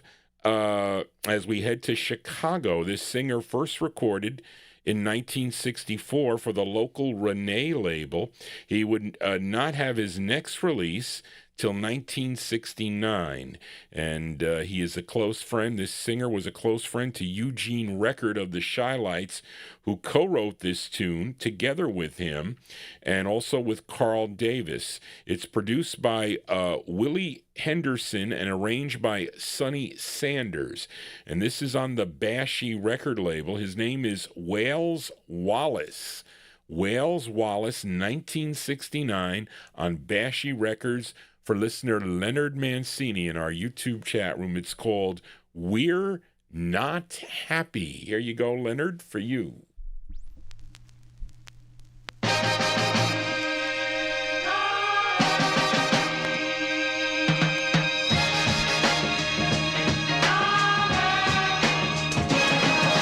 we're not happy at home.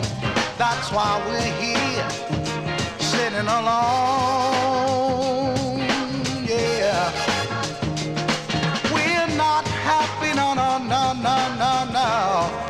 listening for the phone. Yeah, sitting in to hide our guilty faces from maybe a truth.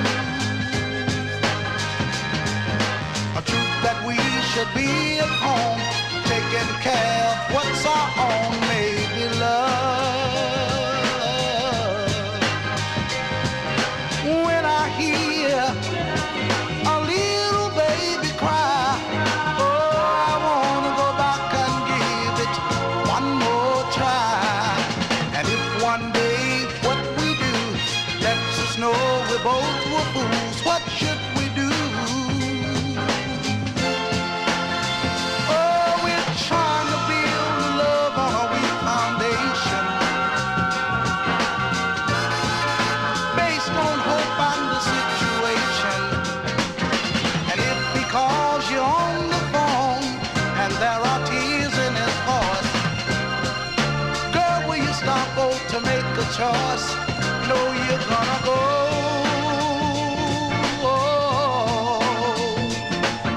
And if she calls me on the phone and says the kids need daddy, girl, you know I'm gonna go 'cause I love them madly.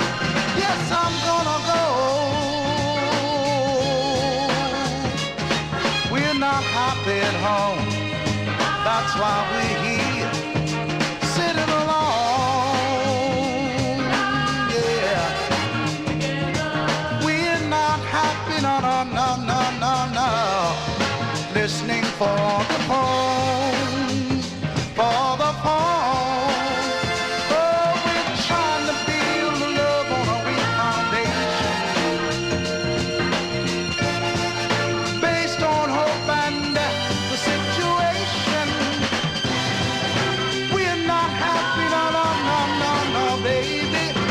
Sitting in unfamiliar places, trying to hide our guilty faces. Baby, baby, baby, baby, baby. Oh, baby, we're not happy. That is a cool record. I like. Listen, when you get records like that for $1, you can't go wrong. I like that record. It sounds like another. You know what that record sounds like? Anybody know a song by? Well, it's actually a little bit faster. But I remember a song called 5, 10, 15, 20, 25, 30. You know that song by the Presidents? I like that. I remember that record when it came out. We played that on the radio. But there you go. That one there going out to Leonard Mancini in our YouTube chat. 1969 release there for Wales Wallace on the Bashy label. It's called We're Not Happy. But I hope you are happy here with Johnny G here on a Wednesday evening. And let us continue here. And you know that Johnny G, what I try to do is I try to present the music to, first of all, to keep the music alive, number one, and also to educate those of you that maybe are not familiar with a lot of this music. I know many of you are. Many of you have lived this music. I guess with these records, Johnny G can relate more because I used to hear these records on the radio. I was, of course, much younger. I was 10 years old back in 1968, but I do remember the records. I do. Of course, my aunt was very instrumental with me with this style of music that I like, but we try to present these artists and these great singers that many are no longer with us. So we try to keep the music alive, and we try to educate the listeners also. So you may hear things, and I know a lot of people just play the records. They don't really give you the stories behind the records. I got to thank Bust the Bass for suggesting this, okay, and you saw I have a record here by James Brown. This is a suggestion by Busta Bass, okay, for the godfather of soul, or should we say funk Busta, possibly. But we'll call it a request for Busta. But the sound of the godfather of soul, James Brown. He was born May 3rd of 1933 in Barnwell, South Carolina. Now, he was 21 years old when he first signed with Sid Nathan's Federal label, and his debut single came out in March of 1956. I'm sure many of you know the tune. It was called Please, Please, Please, which Sid Nathan was like, is that going to be a hit? And it was a big R&B hit for him. But that was a number 5 R&B hit for him. But in 1960, Nathan would move him over to the King subsidiary. Now, this tune is the B-side to his 28th release, and it's a song he wrote. The song is called I Don't Care. So we're going to listen to that song and listen closely because this song would resurface. It was actually probably he used the lyrics of this song with possibly, what would we say, Busta, his first funk record, I guess we can say.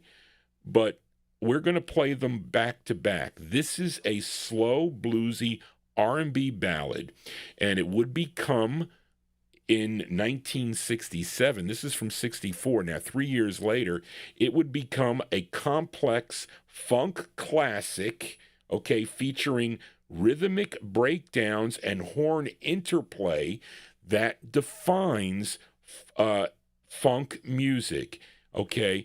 And it was just 3 years later, because we're going to play them back to back. In June of 1967, his 53rd release was a song called Cold Sweat.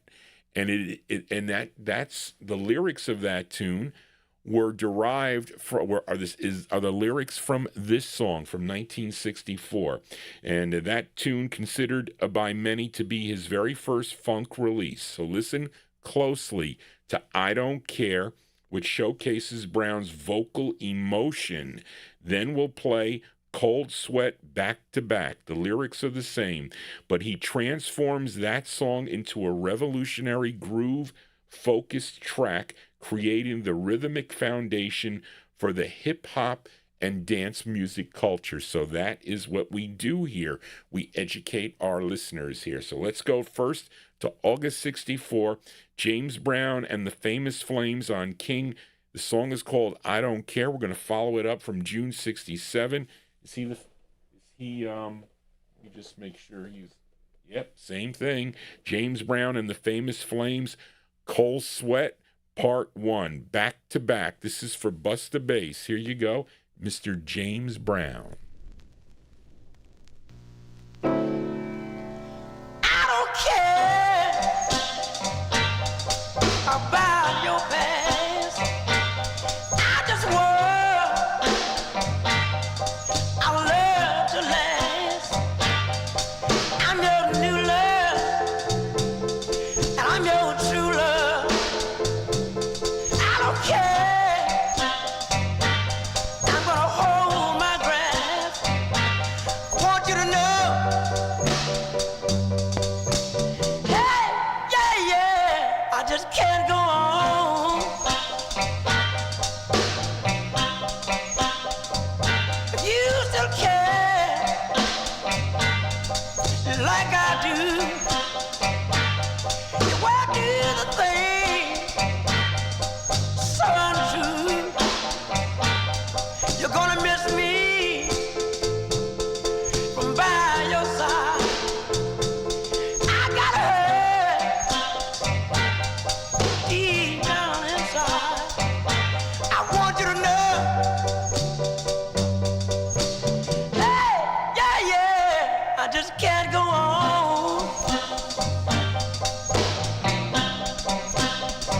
Oh,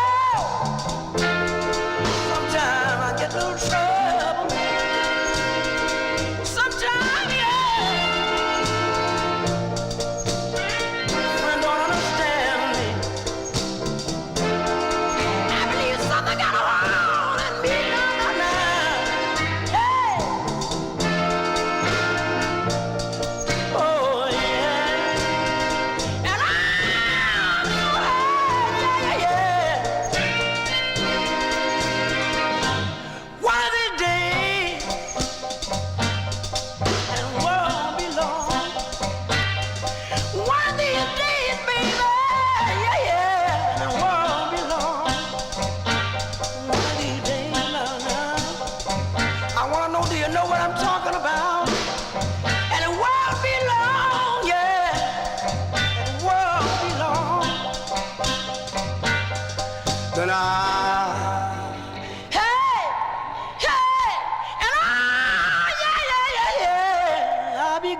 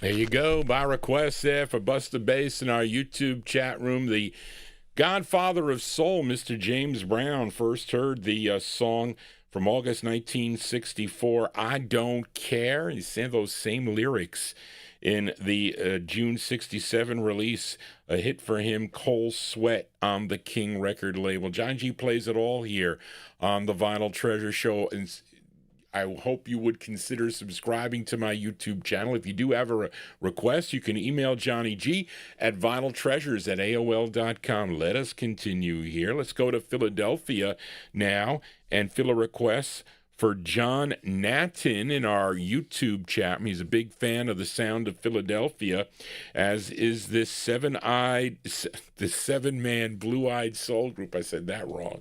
This seven-man blue-eyed soul group from Harrisburg, Pennsylvania. They were a combination, actually, of two sort of doo-wop groups, the N-Dells that recorded for the Hi-Ho record label, and the Delcords that recorded for the Mr. Genius label. And they called themselves the Magnificent Men. They signed with Capitol Records. They had 5 releases on the Capitol label between 1966 and 1968. Now, John requested their 4th release, which was co-written by the lead singer of the group. His name is David Bupp.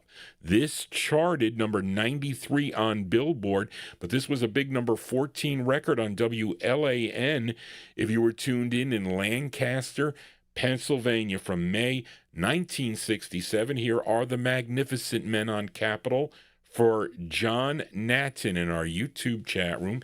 It's called I Could Be So Happy. Here you go, John, for you.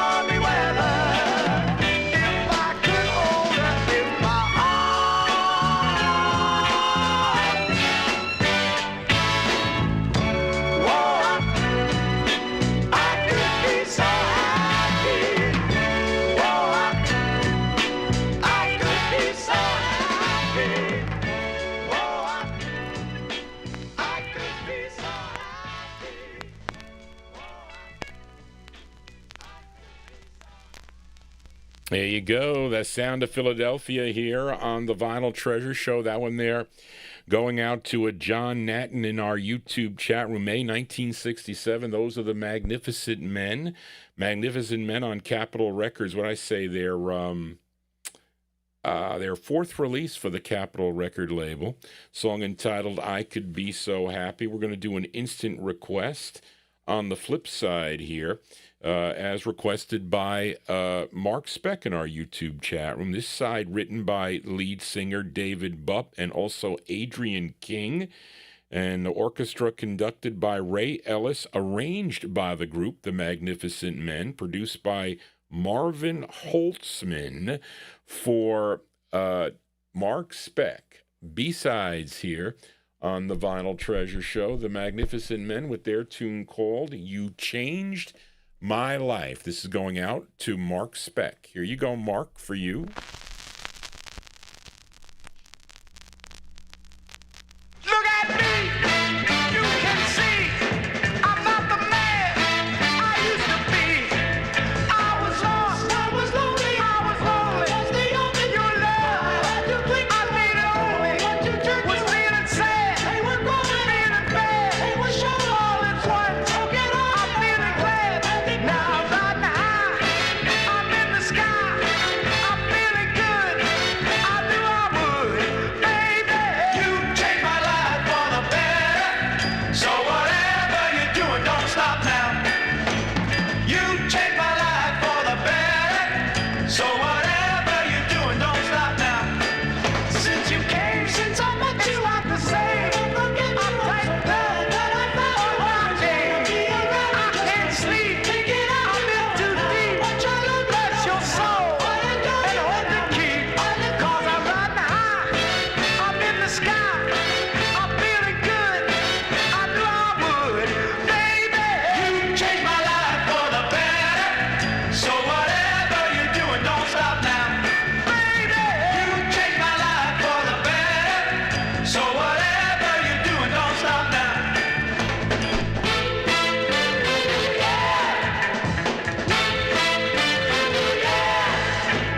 You changed my life for the better, baby, so whatever you're doing, don't stop now.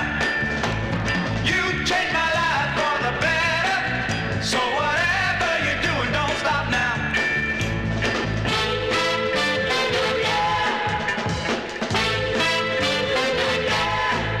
I was lost, I was lonely, was the only your love I needed only, was feeling sad, feeling bad, all at once. I'm feeling glad since you came.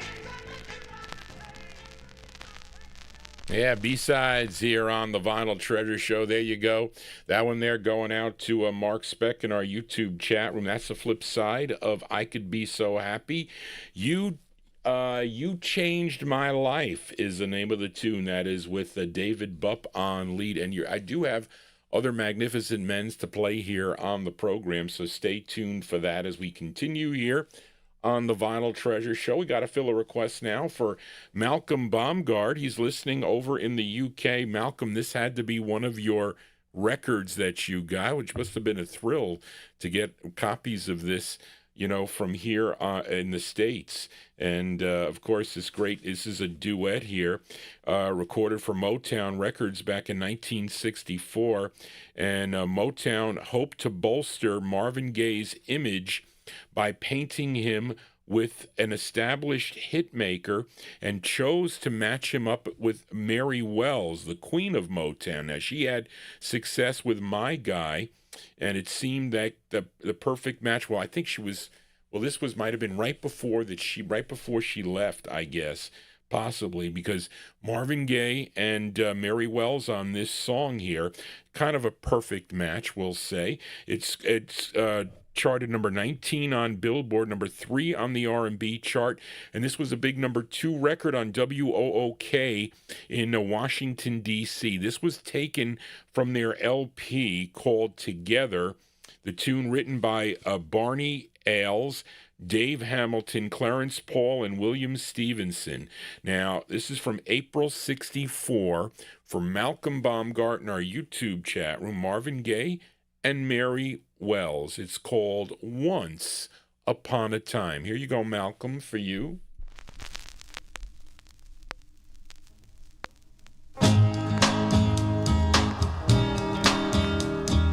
Once upon a time I almost lost my mind. I was lonely, so lonely. Once upon a time, hoping every day things would go my way. Then you came into my life. Now everything is fine.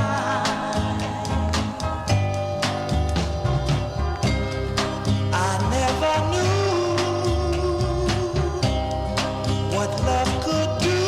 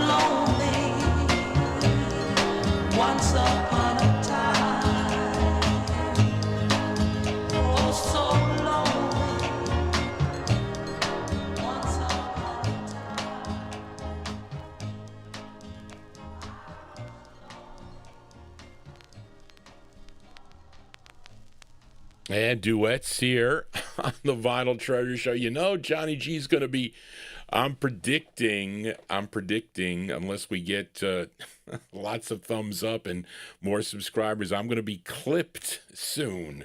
And it's getting toward, well, I still, at least if I can get through a half hour of not getting clipped or shutting down. So I'm just letting you know in advance because they are out in full force here. There you go, duets here on the Vinyl Treasure Show for Malcolm Baumgart, the great Marvin Gaye, and Mary Wells, April 1964. Once Upon a Time is the name of the tune on the MOTOWN record label. And Buster, you still have your LP. That is pretty cool, we have to say. But let us continue now. Let's fill a request now for listener Kid Kilowatt, as this group formed while attending Booker T. Washington High School in Memphis, Tennessee. Talking about the Mad Lads here. They would sign with Volt Records in 1965. This was their sixth release on the Volt record label. And this features John Gary Williams on lead. This charted number 16 on WDAS in Philadelphia, PA, from January 67. This is for Kid Kilowatt, the Mad Lads. It's called I Don't Want to Lose Your Love. Here are the Mad Lads.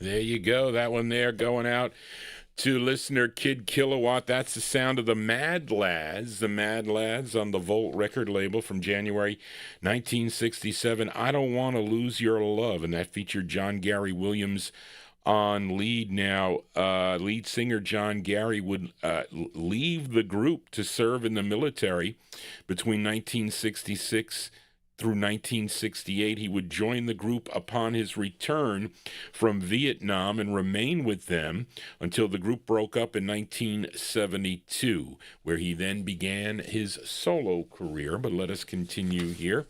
Let's fill a request here for, I saw a Husky Fosterfail in the chat room there, and I think you mentioned you wanted to hear a Freddy Fender tune. So I found a Freddy Fender 45. This singer from San Benito, Texas, began recording back in 1957 in Mexico. He was known as El Bebop Kid. okay? And his real name was Baldemar Garza Hut. How do you pronounce this? Adrian? Huta, Hueta. In 1958, he would legally change his name to Freddy Fender. In 1959, he would sign with Duncan Records, and he would have some cool releases on the Duncan label. I think I have two. He does a lot of releases, believe me, and I've had requests for records that I don't have that are really obscure by him.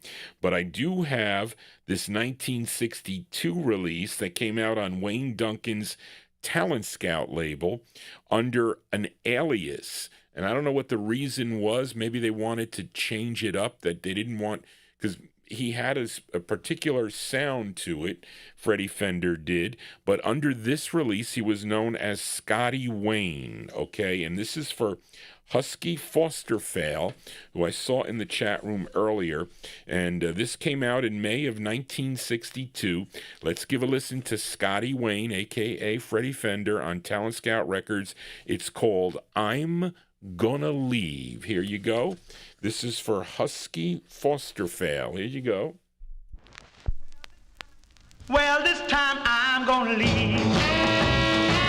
Can't stand your trifling anymore. 'Cause I can't stand your evil ways. I'm leaving, baby, that's for sure. You don't believe in what I say. Don't think you love me anymore. Just count the days that I'm away.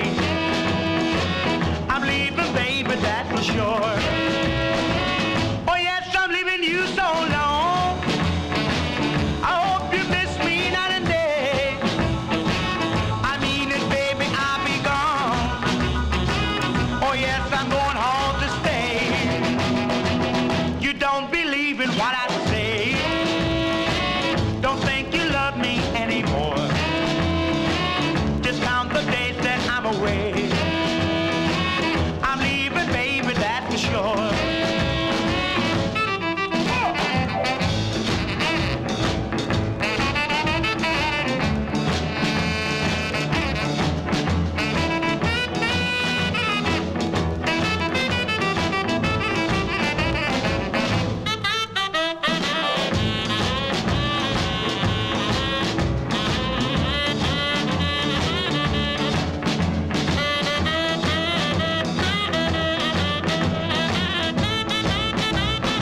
Oh yes, I'm leaving you so long.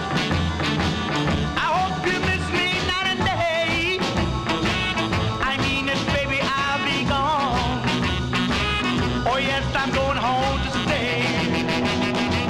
You don't believe in what I say. Don't think you love me anymore. Just count the days that I'm away. I'm leaving, baby, that's for sure.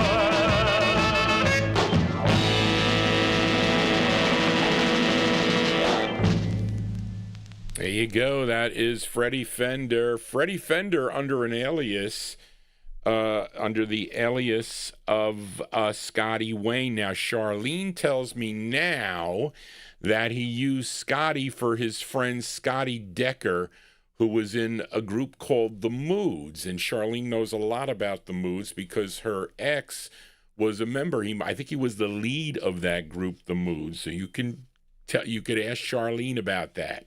But she's got more of their records than I have of The Moods. So I am jealous. I am. But there you go. That is Scotty Wayne, a.k.a. Freddy Fender, from May 62. I'm Gonna Leave is the name of the tune on the Talent Scout label. We'll show the flip side for that. But let's now fill a request for listener Grayland in our YouTube chat room. And you all know this singer from Rosemark, Tennessee. First recording back in 1952 for the MOTOWN record label. That same year, he would move to Don Roby's Duke Records and record as Bobby Blue Bland. And he would have about 55 releases on the Duke label through 1973. And Grayland requested his 18th release. His real name was Robert Calvin Brooks. Okay, he would drop the blue in it's got to be 61, Charlene. It can't be 62. And record as Bobby Bland. This one written by the label owner, Don Roby. This charted number 46 on Billboard, number 1 on the R&B chart from January 61. For Graylin in our YouTube chat room, Bobby Bland. It's called I Pity the Fool. Here you go, Graylin, for you.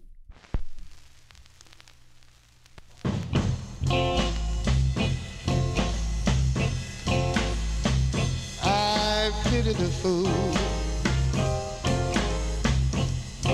I said I pity the fool. Oh, I pity the fool, yeah. I said I pity the fool.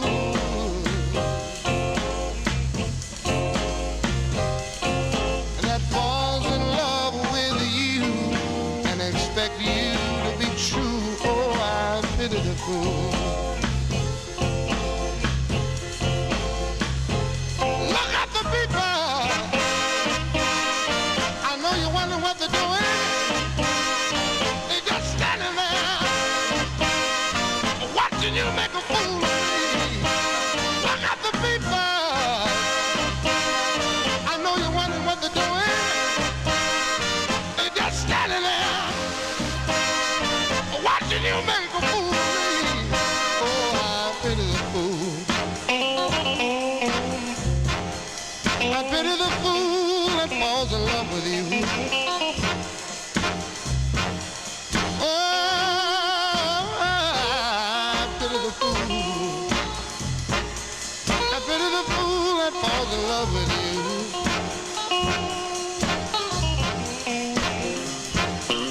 She'll break your heart one day, and then she'll laugh and walk away. Oh, I pity the fool.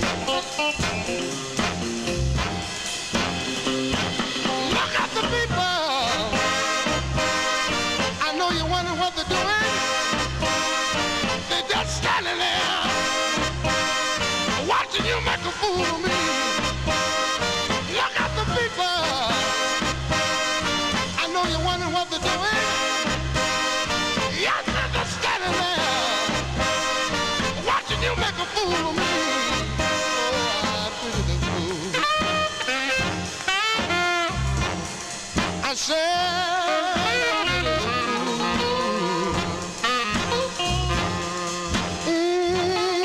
I pity the fool. Yeah. I said, I pity the fool, baby.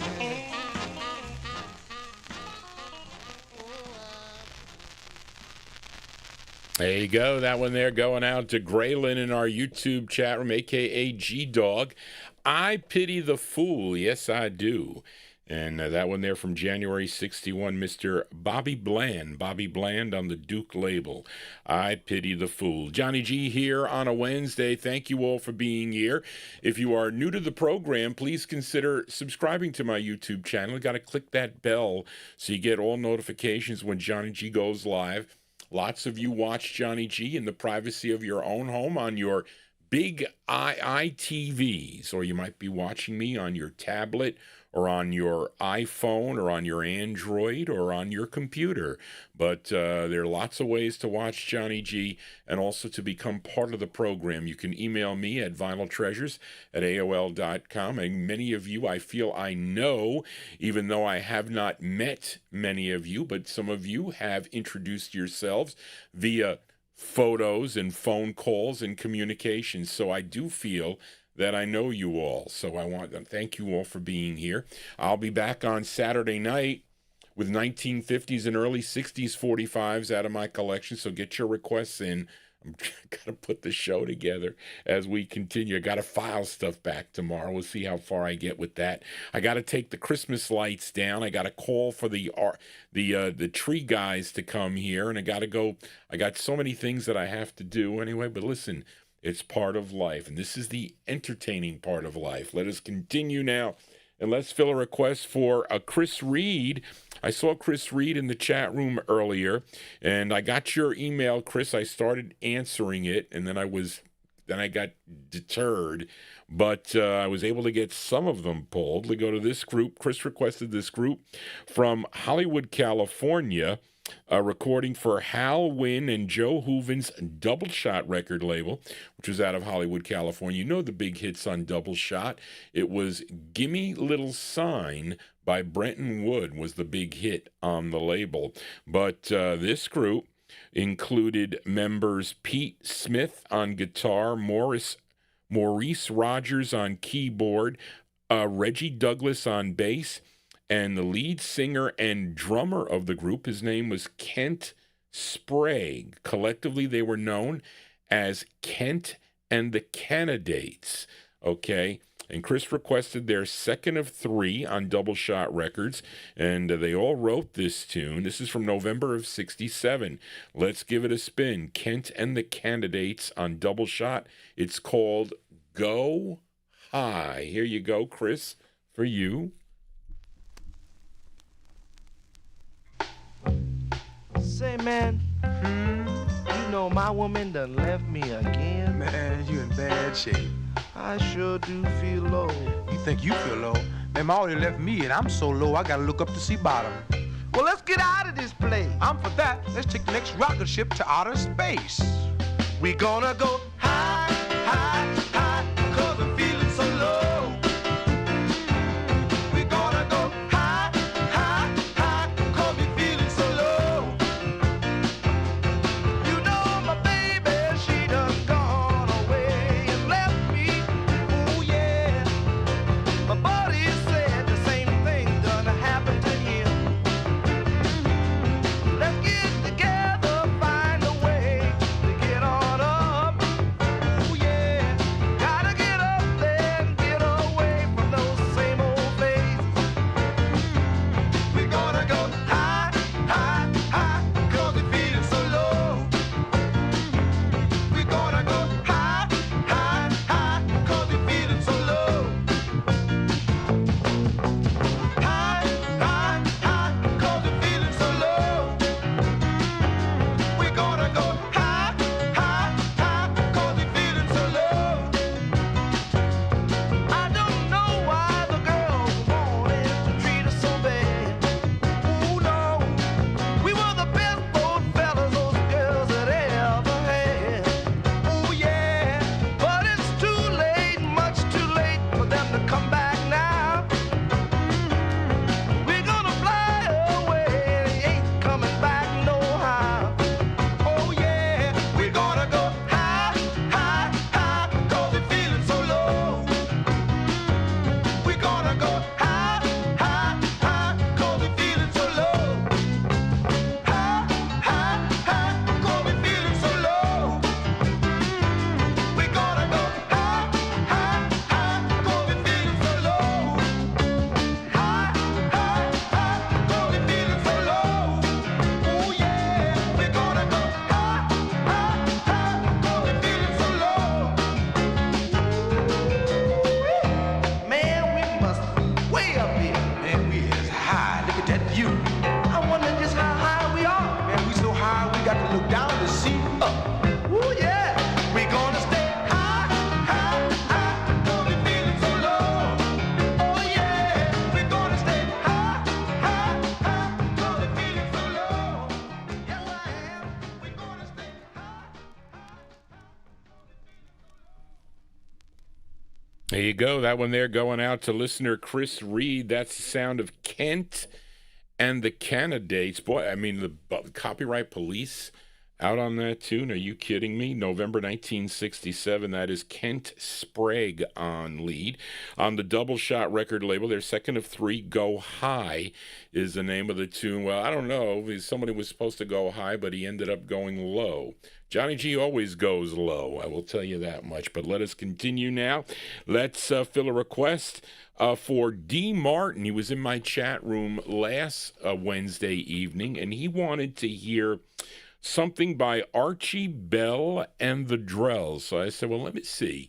What is one song that won't get me a copyright strike? Well, how about the B-side to their second release? Okay, their second release was a song called I Can't Stop Dancing.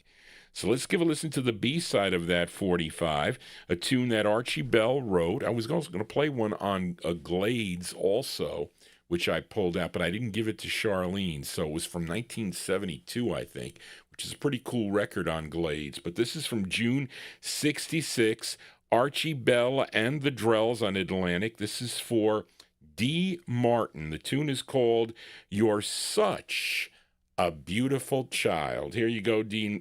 Martin, Archie Bell and the Drells.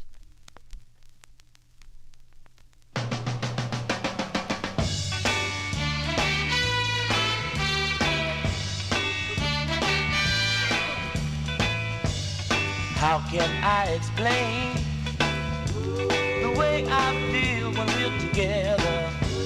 Even though the clouds hide the sun, to me it's beautiful weather. And I know I'm gonna love you, and I'll stay right here by your side, because you're such a beautiful child. I said you're such a beautiful child. I said you're such a beautiful child, and I love you. Yes I do. Oh, how well I remember when I first kissed your sweet, sweet lips.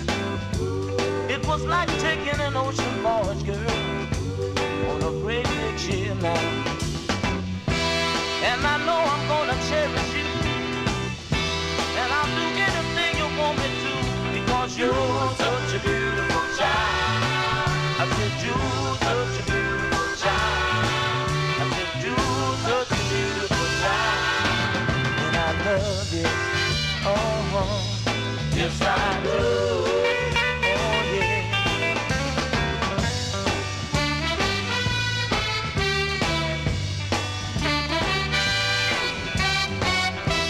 And I know I'm gonna love you, and I'll stay right here by your side, because you're such a beautiful child. I think you're such a beautiful child.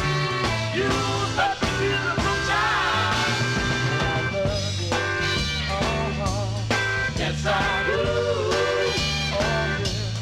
Yes I do. Oh yeah. Such a beautiful child. Oh yeah. You're such a beautiful child. There you go. The sound of that's the sound of Archie Bell and the Drells. There, that is the B-side to. I lost the place here. Here we go.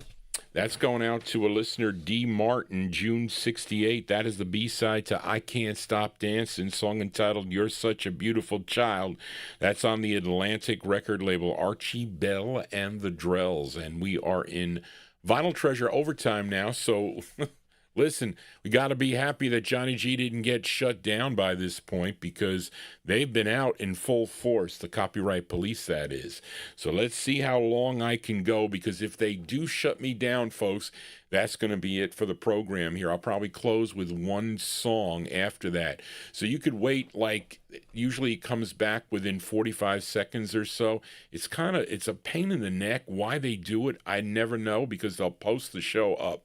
They post it up in its entirety once the chat is up, so then you can check it out. But prior to that, you will see the blackout if you're going to go. So those people over in the UK that tune into this program and you see the blackout, that's because the show has not posted yet. But anyway, let's play a song here for Gary McClendon. Gary, I found this record after a while. Luckily found it by chance. Okay, this gal from Harlem, New York, born Gloria Mia Wilson. Okay, first recording with a group called the Deltones on the Brunswick label. Wait a minute. under her married name at the time, Gloria Allen. I think that's how she pronounced it. But she would leave to do solo releases. Her first release was on the Josie label back in 1954. Then as Gloria Lynn on Ember, which is a great record too, by the way. I have a release by her on Central. And then she ended up signing with Everest Records. And in 1963, she had her biggest hit, a song called I Wish You Love, okay, which I guess was her signature song. But she does a couple of nice tunes on the like soulful records, like an answer to Gene McDaniel's Tower of Strength. She does a tune called You Don't Have to Be a Tower of Strength. But anyway, here is her 17th release, her 17 of 28 releases on the Everest record label out of Hollywood, California. And it's a song she wrote. This is from January 1963. This is going out to Gary McClendon in our YouTube chat room, Miss Gloria Lynn. It's called Record Company Blues for Gary McClendon. Here you go, Gary, for you.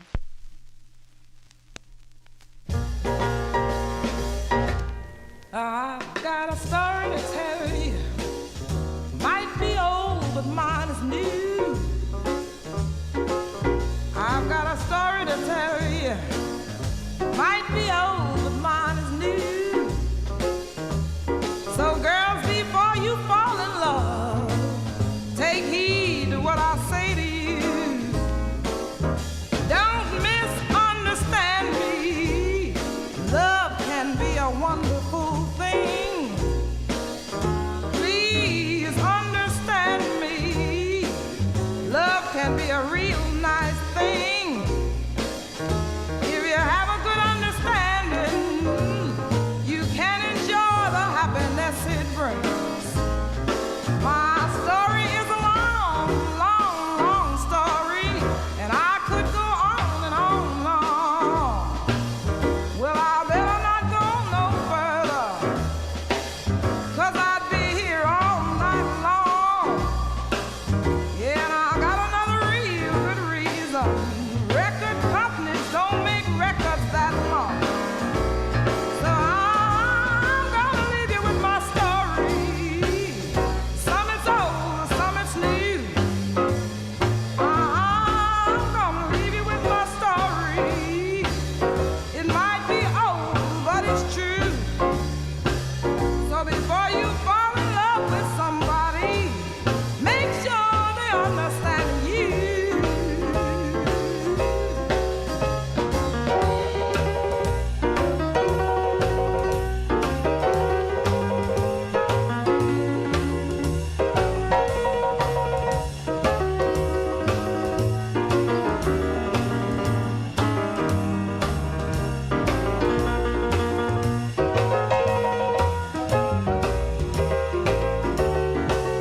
My story is a long, long, long, long story, and I could go on and on and on and on. Yeah, my story is a long, long story. Yeah, I could go on and on and on. But I better not go no further, 'cause I would be here all night long. Yeah, so I'm gonna leave you with my story. Just some it's old, some it's new. I'm gonna leave you with my story. It might be old, but it's true. Before you fall in love with somebody, make sure they understand you.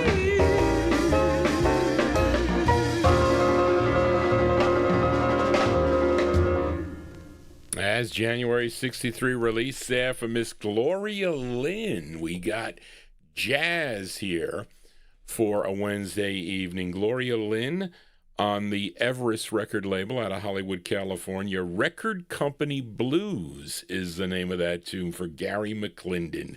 Let us continue. I didn't see George Chestnut Are you tuned into the program here, sir? Because Charlene saw this last minute. I didn't. Well, I thought I saw it.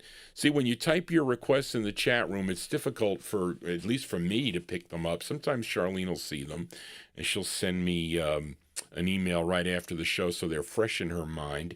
But she mentioned this to me, and I said, well, I think I did see him mention this. So we're going to send this one out to listener George Chestnut. This group is out of Chicago. First recording on the Conlo label as The Shells. And this was the group's second overall release, which came out on the Volt record label. Written by group members, written by the group. They were Billy Harper, Charles Calvin, James Calvin, Willie James Exxon, but there's a female in this group somewhere.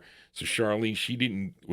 Did Ferdy Gonzalez have the name of the group possibly? If you looked, because there is a female in this group, but she's not. She didn't write this song, but they were members of this group. This is produced by Jerry Butler and Eddie Thomas. This did chart regionally. This charted number 18 on WMID if you were listening in Atlantic City, New Jersey. This is from March 66 for George Chestnut, it's 4 Shells. So there's got to be 4, but I thought there was a female. The 4 Shells on Volt. It's called Hot Dog, parentheses, My Baby's Coming Home. Here you go, George, for you.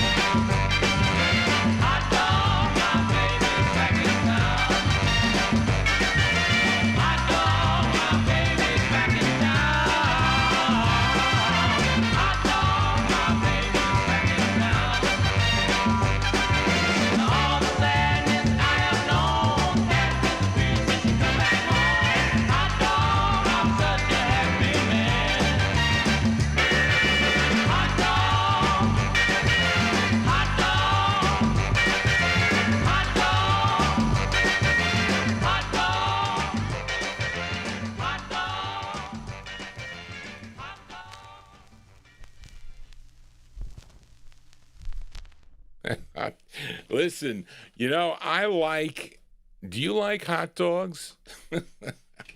I like beef hot dogs, I'll tell you that much. See that? Well, so much for that, folks. There you go. Listen, the one good thing is that Graylin is in the Oldies and More chat room there. You see what happens, folks?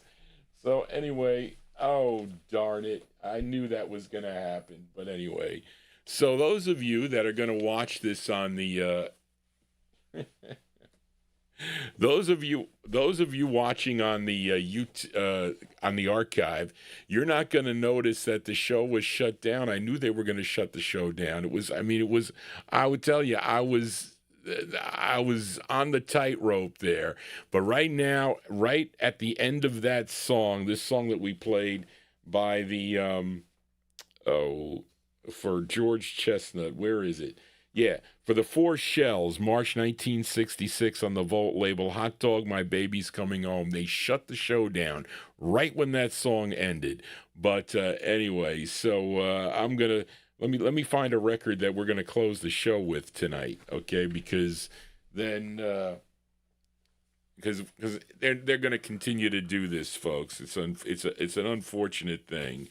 Okay, so let's see. What are we going to close the show with tonight? Who's in my chat room here? Let's see. Who is still... you know what? We're going to close the show for a Joe. We're going to play a record for Joe Carrera. That's what we're going to do. Because this is going to get me shut down again. Okay? And, all right, Joe Carrera, this is for you. All right? And let's see how this holds up here. Okay, I'm not going to show you what it is. We're just going to play it. All right. So anyway, so let me put this in here. We're going to say the goodbyes here. I'm not going to show you the record here because we're just going to play it because they're going to shut me down anyway. So we're going to test the waters one more time here. But there you go. That one there going out to listener George Chestnut. Those are the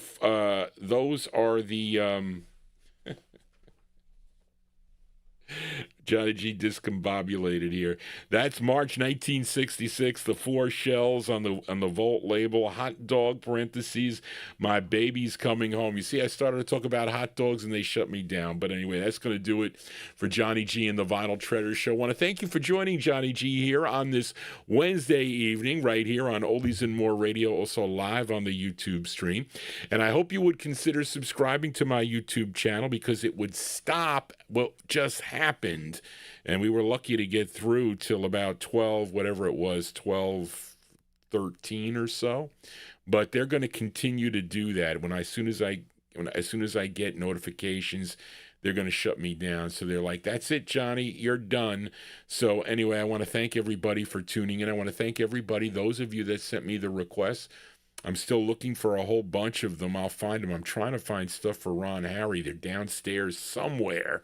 And I will find them, but eventually. So if you do have requests, don't worry about the quantity of them, just as long as I get them and I can find some. So I'll put them in piles back here. You see, I put all your requests back here on the table. You see, they're all on this table. That is my guest table there. You see the mic there for when Karen Efron and Bill Obe come here to the program. But anyway, I want to thank everybody. Thank you, Charlene, for your help. Charlene did very well this week on the request, so she did a great job. Thank you, Charlene, with all that's going on in her life. She did well with things around, that are problematic. We all have problems that we have to deal with. But this is a time to get away from those problems and kind of just relax and play the records. So that's what Johnny G does. I am your conduit to a fun show. But thank you, everybody that tuned into this program tonight. And again, email Johnny G at vinyltreasures@AOL.com. And we're going to close the show with a request for Joe Carrera. And here we go. Joe is on this page. Yes. So even though this song is a little bit out of season, which it is, but, this singer was my aunt's favorite, I guess. Not that she was into teen idols that much, but she did like Ricky Nelson. She liked a lot. She had his LPs. She had some 45's, but mostly his LPs. And I'm surprised because she was not an LP gal. She was not. But she liked some, and she had a couple records in there that were kind of oddball. Like she liked Johnny Cash. Well, Understand Your Man. Do you know that record by Johnny Cash? She liked that song. She had it in her collection. And she had Ricky Nelson in her collection. And let's see here. So, and this is a request for Joe Carrera. This is his 14th. Well, really? Charlene is only his 14th release on Imperial? Okay, this song first recorded back in 1935 by Abby Mitchell, a tune written by George Gershwin and DeBose Hayward. And this is the B-side to a 1962 release he had called Young World. Now, this did chart for him. This charted number 89 on Billboard, number 5 on KIMN if you were listening in Denver, Colorado. Let's go to February of 62. Our closer tonight, he wasn't Ricky at the time. He was Rick Nelson. Rick Nelson on Imperial. This is for listener Joe Carrera. The song is rendition of the tune Summertime, even though maybe today we could say it was considered summertime. It just says cold weather. Anyway, thank you everyone for tuning in this evening. I hope to see many of you on Saturday night beginning at 9 p.m. right here on YouTube, also live on Oldies and More Radio. Thank you everybody. Until next time right here on the Vinyl Treasure Show, just want to say so long. Here you go, Joe Carrera, for you. Rick Nelson's Summertime. Here we go, folks.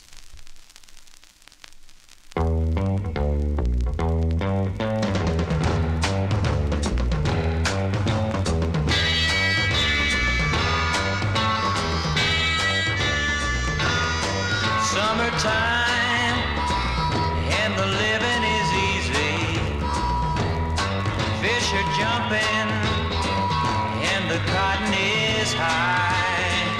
Your dad is rich and your ma is good looking. So hush, little baby, don't you cry. One of these mornings you're gonna rise up singing. You're gonna spread your wings and take to the sky.